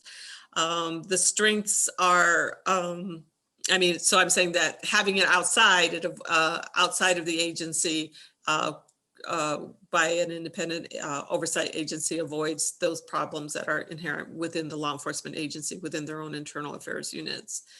And it's completely independent, obviously, of internal affairs. The weaknesses are, you would think that, this would be their strength, but the fact is that, these models are very expensive because you have to have trained professional staff. So, and the size and the cost of the staffs to run these agencies are pretty expensive. Like New York City, CCRB has a full investigative model. They have over $1 million plus, budget. And then some, and 100 investigators. So they're pretty, and it's all scalable, obviously, to the size of your law enforcement agency and the complaints that you get, but they are more costly. Also, the police departments are resistant to having non-police investigators conducting the investigations. Sometimes you have limited access to internal police records. So oftentimes, one of the biggest challenges, you may have access as an investigative agency to a witness or even the law enforcement officers, but sometimes there's information that only the law enforcement agency is going to have access to. In other words, things that the oversight agency may not be able to have, and those are things that are potentially, confidential information, information that's sensitive in nature, that, access to, databases, larger police databases and so forth, that, an outside agency, oversight agency is not going to have the legal authority to have access to. And so even, in many of the police records. And oftentimes the oversight entities that have this type of a model are challenged by the police unions more often than not. So the auditor monitor focus model is really kind of has a little bit more robust reporting practices than other models, because you're approaching things with respect to not just individual complaints, but in totality, you're looking at data, and you're looking at areas in which you can make recommendations for systemic changes supported by data. So the reporting requirements are often more robust for the auditor monitor models. They can be more effective at promoting, long-term systemic changes. Generally less expensive than a full investigative model, because usually the auditor monitor is not doing the investigations. The investigations are still being conducted by the law enforcement agency, and the auditor or monitor, we use the term interchangeably with respect to the title, but they are actually reviewing those investigations. It also allows the agency to actively engage in many or all steps of the complaint process. So it can, these models can also serve as the intake mechanism for the complaints.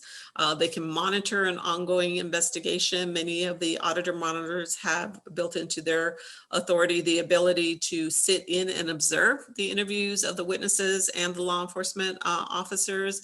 And that is very valuable in allowing them to not necessarily be the ones to ask the questions, but to ensure that their questions, when I say they're the auditor monitor, that their issues are being addressed at the time that the investigations are being conducted. A little bit repetitive here, but obviously, they can participate in complaint intake, the classification, they can monitor the ongoing investigations. They have the ability to write reports based on how they view the investigation and conduct analysis. And huge is the community engagement piece, because many of the auditor monitor models have large, very active community outreach mechanisms established within their agencies. So there's a lot of community engagement going on. Strengths, just really quickly, identifying the issues on how the complaints are handled from start to finish, from intake to, final reporting.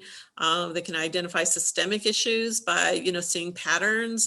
When I was the auditor in the city of Tucson, one of my very first complaints that we kept seeing were complaints of officers doing chokeholds, complaints of chokeholds. And what we saw were, and we knew that that was a violation of our policy. When I say our policy, our law enforcement agency's policy. And we looked at the number of complaints that were coming in, and the officers that were getting these complaints filed against them had very similar, very close in number badge numbers, which indicated they all came from the same, they all went through the same academy together. And what we found out in looking at this was that they were all trained by an instructor that came out for that particular class. They used an instructor that wasn't from our law enforcement agency. They used a substitute instructor from another agency where chokeholds were allowed. And so they were trained inappropriately. So we had to bring that whole academy class back for training, because it wasn't necessarily their fault. They were trained inappropriately, but because we saw the patterns and the ways the complaints were coming in, this was an issue that we could address. Again, this model seems to have the ability to also garner a lot of community trust because of the level of involvement that the auditor is given and access to the investigations from start to finish. Potential weaknesses that are sometimes pointed out is you're still relying on the data sometimes from the law enforcement agency, although many auditor models keep their own databases, but you're still also looking at the data that are, when I say the data of the complaints being filed and the outcomes and so forth. A lot of that is the reliance on the law enforcement agency.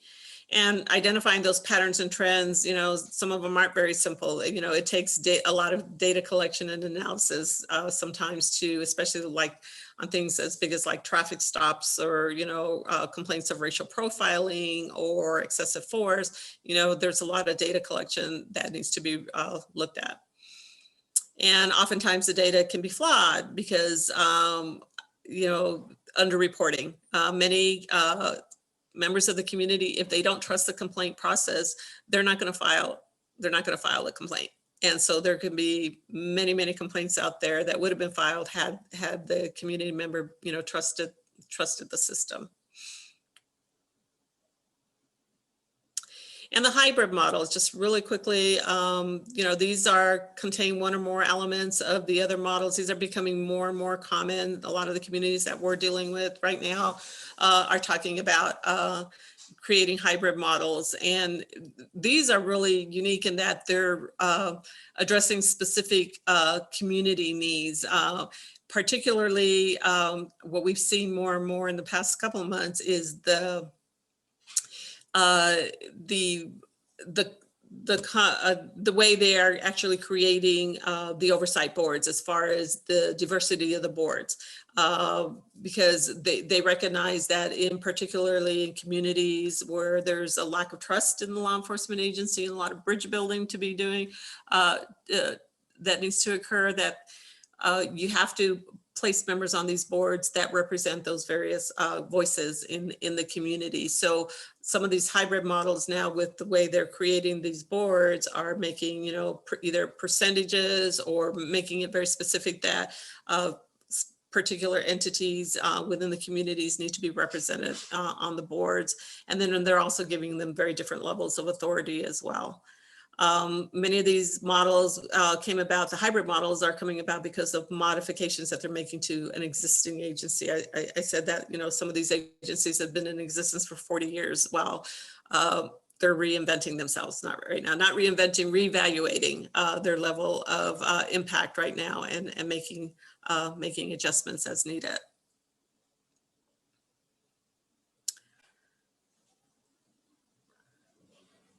So I think we can get to the principles now, Cami? Yes. So before we start talking about the principles, I just want to let you know, so there are 13 of these principles, and NACOLE has developed them kind of in conjunction with work that's been done, some work that's been done prior by scholars and oversight practitioners, and have really come up with this grouping of principles that we believe, when put in place, really form the basis of effective civilian oversight of law enforcement.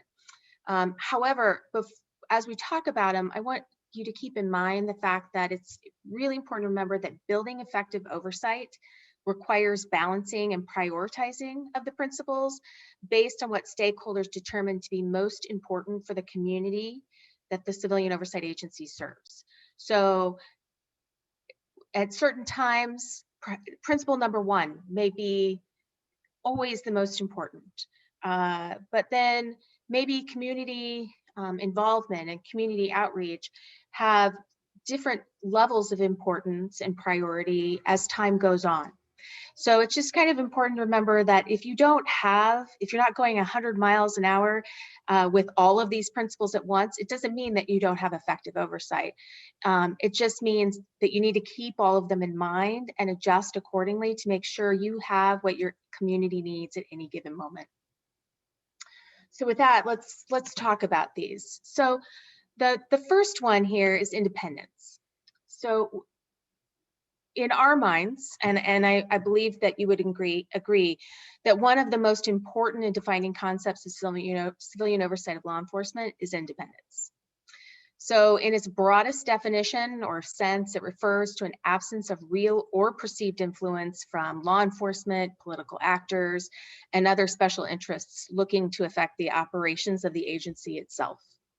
An agency should be able to maintain, but also it's really important that you're able to demonstrate the extent of that independence, even when you're in the midst of crisis, high-profile events.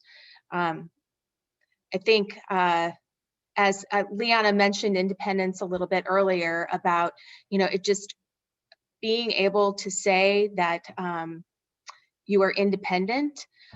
It's very hard to have everyone believe that you're independent, because if your goal and your mandate is to work for the process, if that's where your priority lies, that really someone is always going to be upset and think that you are not independent from this group or this group, because you're doing what the information leads you to do. Okay, so next, we have clearly defined and adequate jurisdiction and authority. So expectations regarding civilian oversight can vary significantly, but having adequate jurisdiction and authority are very fundamental in achieving the mandates that you've been given and ensuring the oversight can be responsive to the community it is serving. An agency that's not given a sufficient authority and jurisdiction to perform its duties or mission just can't be effective. while there's no best, we will often get asked, what's the best oversight model? Which one should we be doing? Well, it really depends. There are absolutely, I mean, Liana and I, we're not good poker players. So throughout this, you probably will eventually be able to tell what bits and pieces we really favor. But it really depends on what the community needs. It's important that the model, that within the model, the stakeholders ensure that the level of authority and oversight agency has in relations to its core functions permits it to successfully perform those duties to the greatest degree possible. Next, we have unfettered access to records and facilities. So I think that this is probably pretty self-explanatory, but being able to review all relevant records and information to an investigation or other matter within the scope of the Civilian Oversight Agency's authority and being able to do it in a timely manner is essential. And it really is the only way to be able to provide effective, informed, and fact-driven oversight. If you don't have all the facts that someone else had when they came to a conclusion, it's very hard to review it and see if you would come to the same conclusion. Similarly, agencies performing correctional oversight, and I know this doesn't apply to you, but they also need to have unfettered and timely access to facilities and staff. Next, we have access to law enforcement executives and internal affairs staff. So continued dialogue and communication between law enforcement and oversight stakeholders promotes cooperation and ensures that those involved can develop mutual understanding and support for each other's role in promoting greater accountability. So the effects of what we consider to be effective and sustainable oversight, that benefits everyone. It benefits the community, it benefits law enforcement. And as we go through the training, we can talk more about what those benefits are. But it's really important to have that sustained dialogue so that everybody can kind of understand where everybody's coming from. And once you have that dialogue, then you're already moving towards building some of those bridges.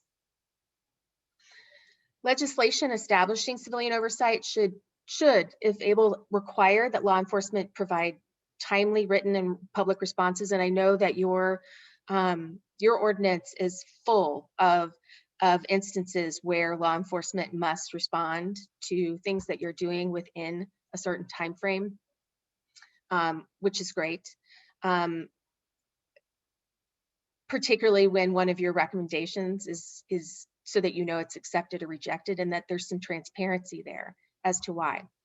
And it's also, this leads to how important it is to inform the public of how, if and why or why not issues are being identified. I think one of the things that you will find as a review board is that it's very difficult to manage expectations. Expectations of the community and law enforcement, and even within your own board, because I know all of you have a lot of reasons why you're here. There are a lot of reasons why community supports you being here, and it's just hard for everyone to necessarily understand, particularly outside of the board, what your authority, what you actually can do at any given time. So it's really important. We'll talk a little bit more about that when we get to community engagement, about how you help to manage those expectations. Next, we have full cooperation. So effective civilian oversight requires the full cooperation of officers and department staff throughout the whole process. It's necessary for conducting thorough investigations, obtaining sufficient information on any of the work performed. And an example of this, it should also include access to data or for analysis or to conduct audits. Next, we have sustained stakeholder support.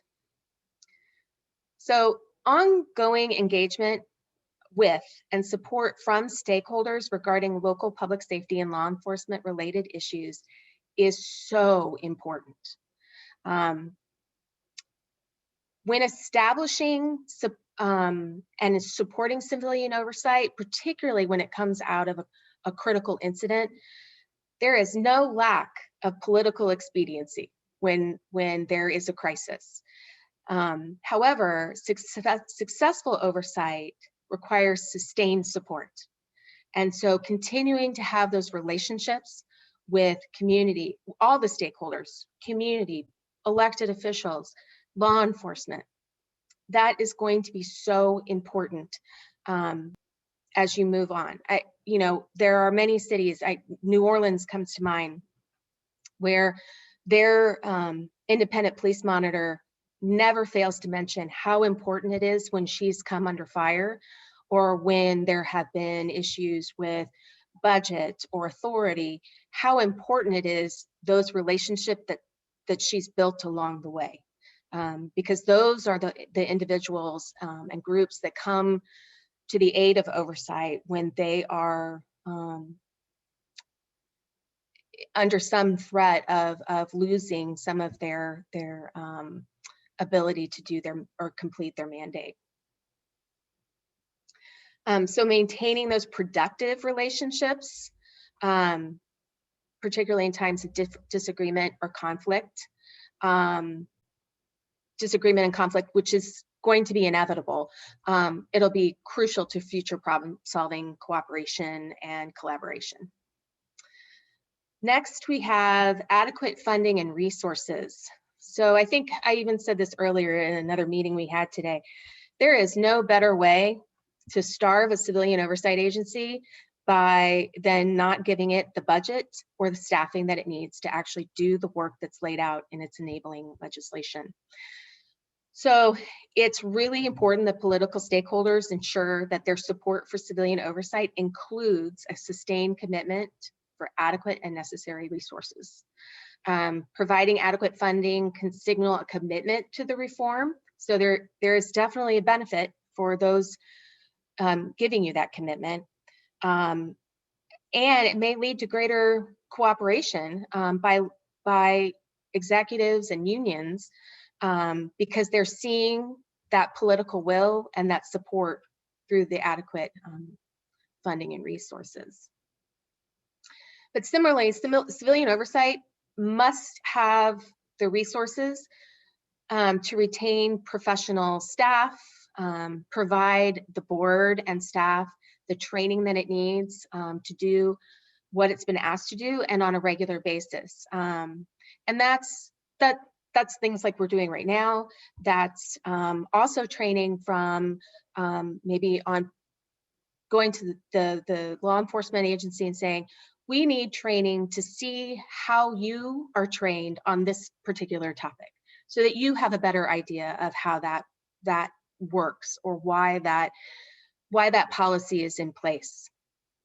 It also includes, there's lots of agencies who could provide like know your rights training. There are lots of groups that do that, and it's so important for people to know that are involved in oversight what other people are learning, and then also you gain knowledge that you can pass on in your community outreach and engagement. So really important stuff.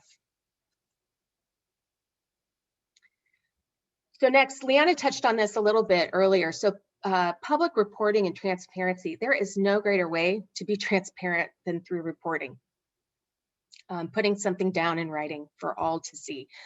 So civilian oversight provides a very unique opportunity for the public to learn about misconduct complaints and other areas of law enforcement agency that serves the community. For most of the community, law enforcement is only what they see on TV or on social media, and much of it remains a mystery. And when there is not knowledge, people tend to fill that vacuum with other things. So it benefits law enforcement for more of the information to be out there. So as such, we recommend that civilian oversight agencies should, at a minimum, issue one written report a year. And I really suggest that be the basement. If at all possible, agencies should seek to produce more frequent reports, and when possible, issue special reports on matters such as findings of a particular policy review, an audit, or an investigation. some examples of that in reports that we've seen come out recently are, things such as use of force reporting, or mass protest response, that we've seen a lot of those reports come out recently.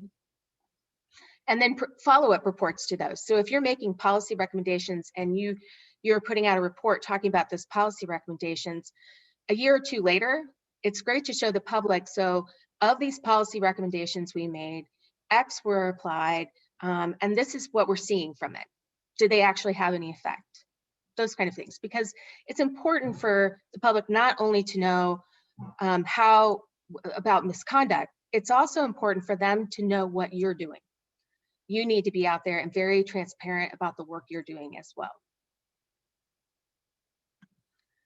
So next we have policy and pattern and practice analysis.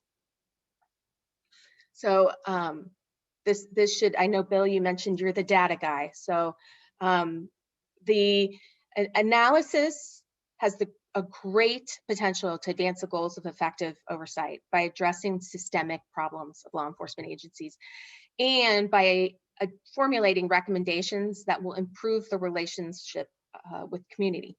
And backing all of this up with data is absolutely necessary.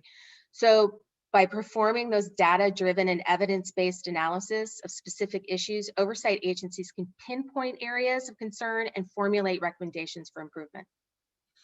And then to hold the overseen, and as you know, this is in your ordinance, to hold overseen law enforcement agencies responsible, requiring that timely written response to any recommendations that you're making. So I have combined the community outreach and the community involvement together. So outreach enables an oversight agency to build awareness of its existence. It allows it to share reports. And as Liana mentioned earlier, there are obviously some civilian oversight agencies that are doing this better than others. If we're getting calls and people have no idea that the agency exists in their community, then they need to be probably doing some more outreach. It also is an opportunity to build relationships with your stakeholders, to recruit volunteers, and to solicit community input and involvement, which then facilitates learning and better understanding. It also brokers improved relationships, builds coalitions, and develops a greater capacity for problem solving when those crises occur in a community. And I can't stress enough that community and stakeholder input regarding how civilian oversight should function, how important that really is. And also considering which accountability issues it should address. So that's also part of that expectations management. So as you're setting expectations and trying to help people understand what you can do, it's also important to listen to what they need you to do, what they would like you to do. And of course, that all has to do what's within your authority, but it's important to listen and have those conversations with the community.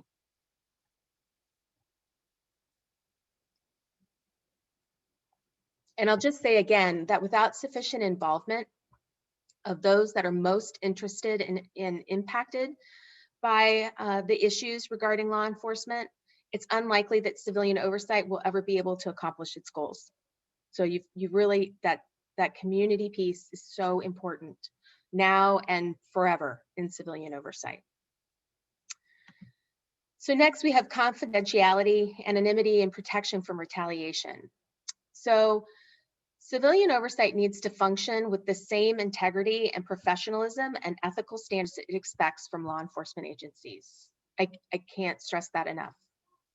And by doing so, it goes so far in building the legitimacy piece that Liana already spoke of. Stakeholders in the community must remain confident that civilian oversight will protect sensitive information as well as those who disclose it.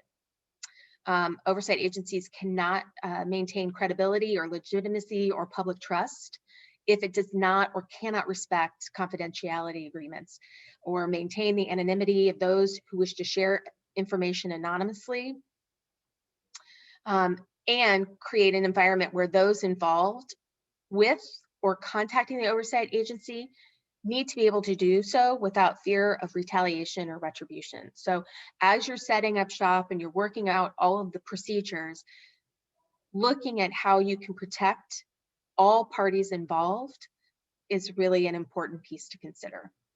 And when we talk about our next training session, we're going to go a little bit more into the process of civilian oversight, and we're really going to look a little bit more in depth about how the process of oversight and how your ordinance kind of work together. And we can talk about that a little bit more at that time. And so lastly, procedural justice and legitimacy as the principle that rounds these 13 out. So procedural justice and legitimacy should serve as the core principles guiding the work of your oversight. It really makes sense because it's centered on how authority is exercised, as we've talked about before. And also research has shown that, well, first let's talk about the research that has shown that procedural just interactions between law enforcement and the community positively impact the public's compliance with laws and willingness to assist in crime control efforts. So win-win, but the key is that they have to be procedurally just interactions. Literature that's out there also shows that officer perceptions of a procedurally just work environment is associated with reduced misconduct and corruption. So it's not just about oversight, but it's also about the work environment that they're in. As well as, in addition to less misconduct and corruption, it also goes a long way for greater endorsement of policing reforms, reduced mistrust and cynicism within the community, and a willingness to the law enforcement community, and a willingness to obey supervisors, and increased officer well-being, which I think we can say has been a direct impact on how the community interacts with law enforcement. And then, so to kind of bring that back to civilian oversight, there's really very, very little literature on procedural justice as it relates to civilian oversight. However, there is some research that supports that procedurally just complaint processes where complainants report being satisfied with the quality of the communication and the process, and increase their satisfaction with the process overall, and their feelings towards law enforcement. So those are our 13 principles. I know that we have gone through those very fast, but we will also kind of touch on them again as we talk more down the line about how they relate to effective practices and specific effective practices in civilian oversight.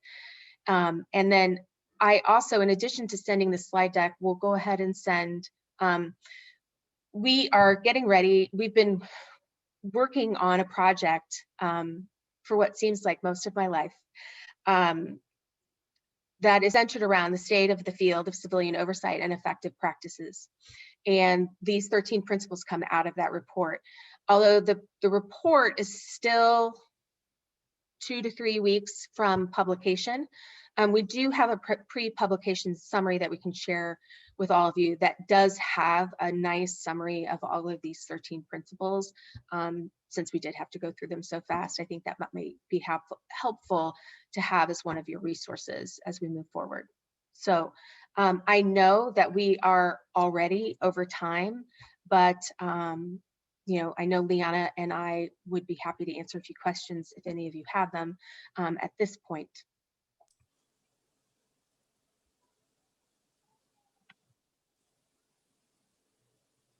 Anybody have any questions?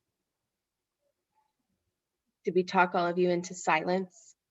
Well, I don't know, which of your principles was it, number 12, I guess, about anonymity.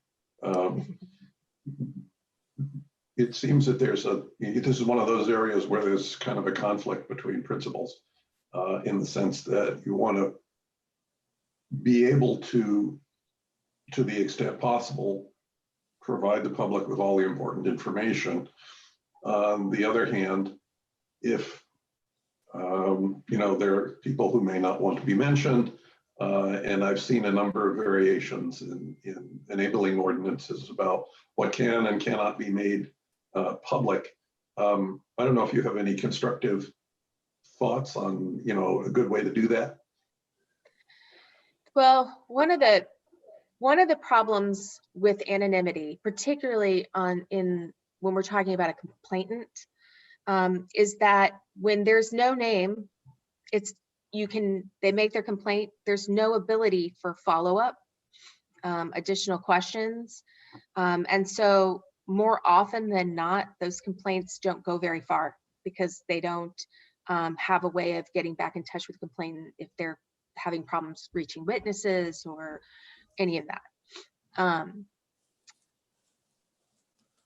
One of the reasons that it tends to be such an important part, even though it does cause some issues in the investigation process, is that there are communities that I can't imagine how hard it is for some to come forward with a complaint. Yep.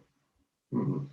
I mean, the fear that you have in some communities, that can mean, am I going to be arrested and deported if I make this complaint? In some communities, it's there's just no trust. That why would I make this complaint, because it may just endanger my life or my family's life, and nothing will happen anyway. I mean, those are some of the thoughts that go through some people's minds. And so being able to have that veil of anonymity can make the process more comfortable, and does go a long way for if you're getting anonymous complaints, and there's a pattern to them, that in itself is important. So even if go ahead. I guess, I was going to say, I guess it makes more sense in the context of if you have an independent investigation model where the board itself can maintain the anonymity to some extent. Okay. And there's some communities that, some entities that, they prohibit, anonymous complaints. But some of them also have the language in there that, if it's the nature of the complaint is such that would be, it's not just a rudeness or attitudinal type of complaint, but if it's the nature of a complaint that could be a potential criminal investigation or something of a very high, degree of a violation or something, that there should be an option for, between the chief and the oversight entity to determine if, the complaint can be taken and maintain that level of, anonymous complaints, so that those serious things are still brought, to your attention, and they're not excluded just because there's a prohibition against anonymous complaints. I'm just talking about the complaint piece, but it is a challenge. Yeah, thanks.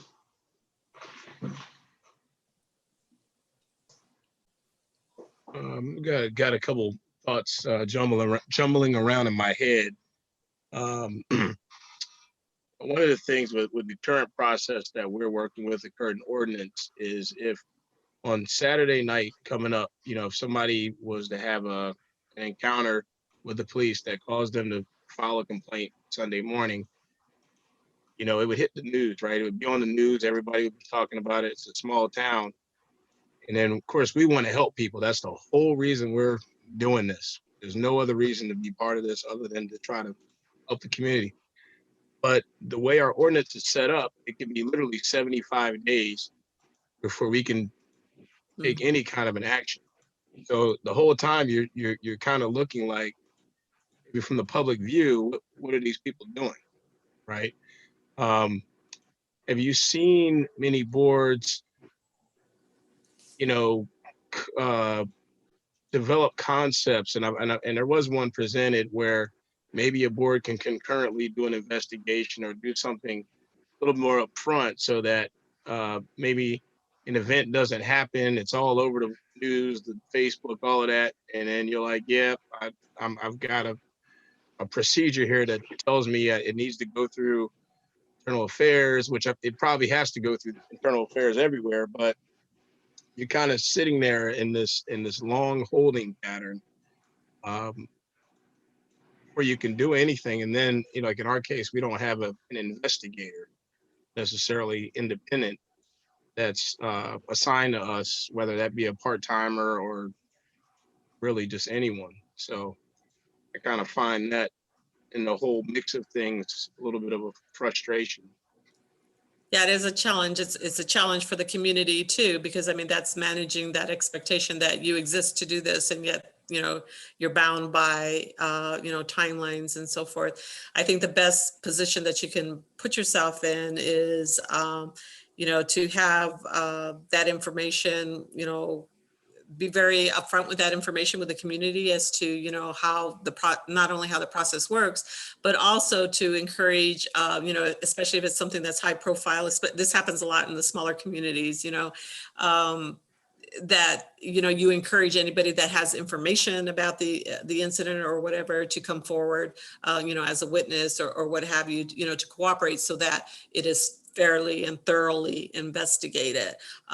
Because oftentimes we see that, you know, if they're just basing an investigation over a couple of, you know, social media posts or something, and members of the community aren't, you know, encouraged to come forward if they, you know, witness something, you know, I think that that's kind of the best position that you can, you know, put yourself in. You know, unfortunately, you're controlled by the timelines based on, you know, the model that, you know, that you're operating on. But I think being upfront with the community, but also encouraging them that, you know, if you want something to be thoroughly and fairly, you know, addressed, that, you know, anybody with information should come forward and, you know, contact, you know, the Office of Internal Affairs, you know, with information and so forth. In other words, you can help the process.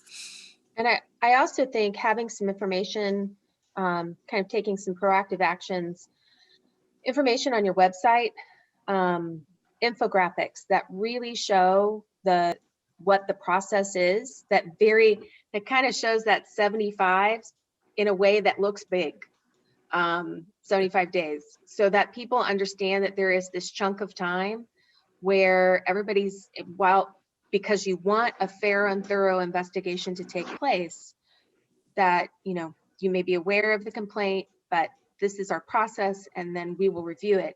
And that you only get to review it if someone makes a complaint, because that's the other problem with some of the things that happen that we see that come through on social media that ties civilian oversight hands. If no one makes if there's a video out there, but no one makes the complaint, then there's not as much that can be done. So it's also kind of doing that community outreach and encouraging people to engage in the process so that you can actually do your job. Even if it does take 75 days till you get it in hand, that you can do that. And doing some of that education and making sure that people can easily see it on your website will go a long way.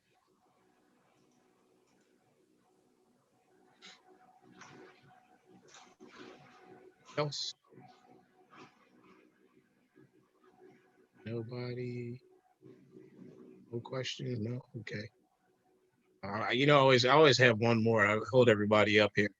Last one, you talked about budget. And, you know, that's one of my concerns. Like we've got some budget now. You know, you guys were able to have you guys come train us, but, you know, looking out into the future, sounds like you mentioned something, that one thing that can sort of starve out a civilian review board is it being all volunteer, not having all those different, you know, paid staff components. Of course, we're a small city too.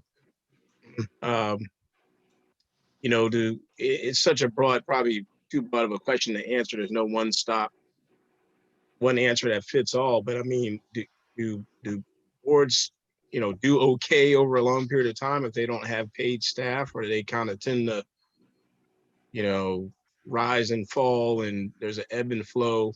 I mean, we're entitled to one person right now, which we haven't gotten in almost 9 months. So, you know, that's if I was to do a a SWOT analysis, strengths, weakness, opportunities, and threats. I think that's a little bit of a weakness and or threat over, you know, even after we're gone and the next board is limited resources. That tend to be one of the things that, you know, maybe more weak area boards. Well, Yeah. it is. I mean, and in the way you're structured too, I mean, it'll be very important for you to have that individual, that position actually filled, because that position's, you know, the way I'm reading in the ordinance, right, the way it exists right now is they are a very important liaison to getting you information also to be, you know, because that is the staffed position that basically provides you with, you know, all this information and everything. I mean, that's not something that you will be able to, you will have burnout in your board if you try and do all of that yourself. And I think also it's hard to say, you know, once you have the director and you're really looking at, you're fully in operation, then being able to look at that and say, okay, what are we missing?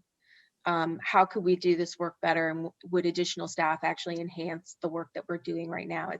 It's kind of hard at this point because You're just starting out. You're just starting. You don't know the number of complaints you're going to have annually, you know, but that executive director position is going to be key for you, particularly as some of this, as you're starting to manage expectations, trying to do community outreach and produce reports, and you need staff for that. You need help. So to be effective, that's going to be key. Well, all right. I'm glad we were able to get some help from you all tonight. And it's probably approaching dinner time out there, and all of our crew has been on the meeting during the dinner. I see Michael Payne just popped up. Hey, Mike, how you doing? Good. Overlapping meetings, so got to go back and watch the earlier portion. But I did have one. You sort of answered. I had one question that popped into mind, and you sort of answered it as just in localities of our size, do you find like what level of staff support seems to be necessary to be successful beyond the executive director position, which is obviously foundational and not in place, but beyond even that, as well as is there sort of even like a rough level of funding beyond staff positions for a city of our size that's necessary to be successful mid to long term? I'm trying to wait. If Liana, do you want to No, I answer was that? gonna. Or are we waiting for? No, I was going to say from my perspective, especially some of the communities that we've been working with recently, if you're going to do any kind of, recommendations based on data and analysis, some agencies have found it very effective to have, even if it's just like a part-time data analyst, that seems to be very beneficial. Mm-hmm. And even in our existing statute, I mean, the idea was that when we hired the executive director would then make a report within a certain amount of time as to whether he or she needed additional support. So I assume that option will still be available to us. Yeah, and I would also say admin is a helpful position for that. I know, cities tend to do what they have to do to get the work done.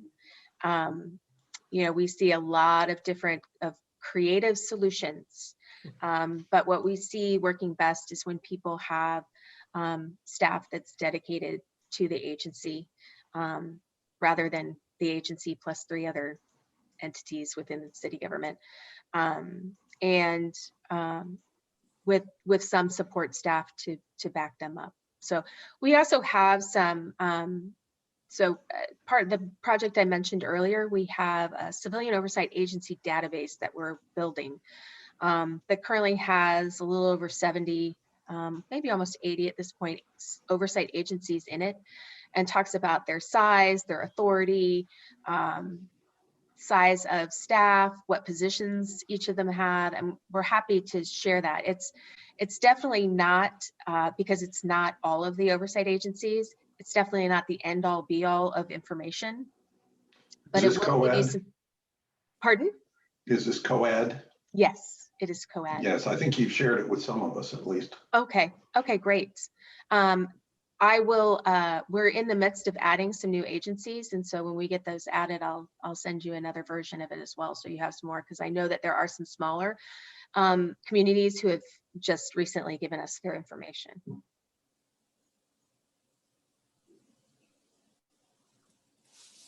Okay, excellent. All right, I'm sure everybody's ready to get that dinner they probably missed. So we really appreciate you all coming, spending time with us from NACOLE, and I'll connect with you for future training dates. Great. And that being said, we'll call this meeting adjourned. Thank you. Thank you, everyone. Okay, thank Great you very being with much. you this evening. Good night. Good night. Bye. Bye. Yep.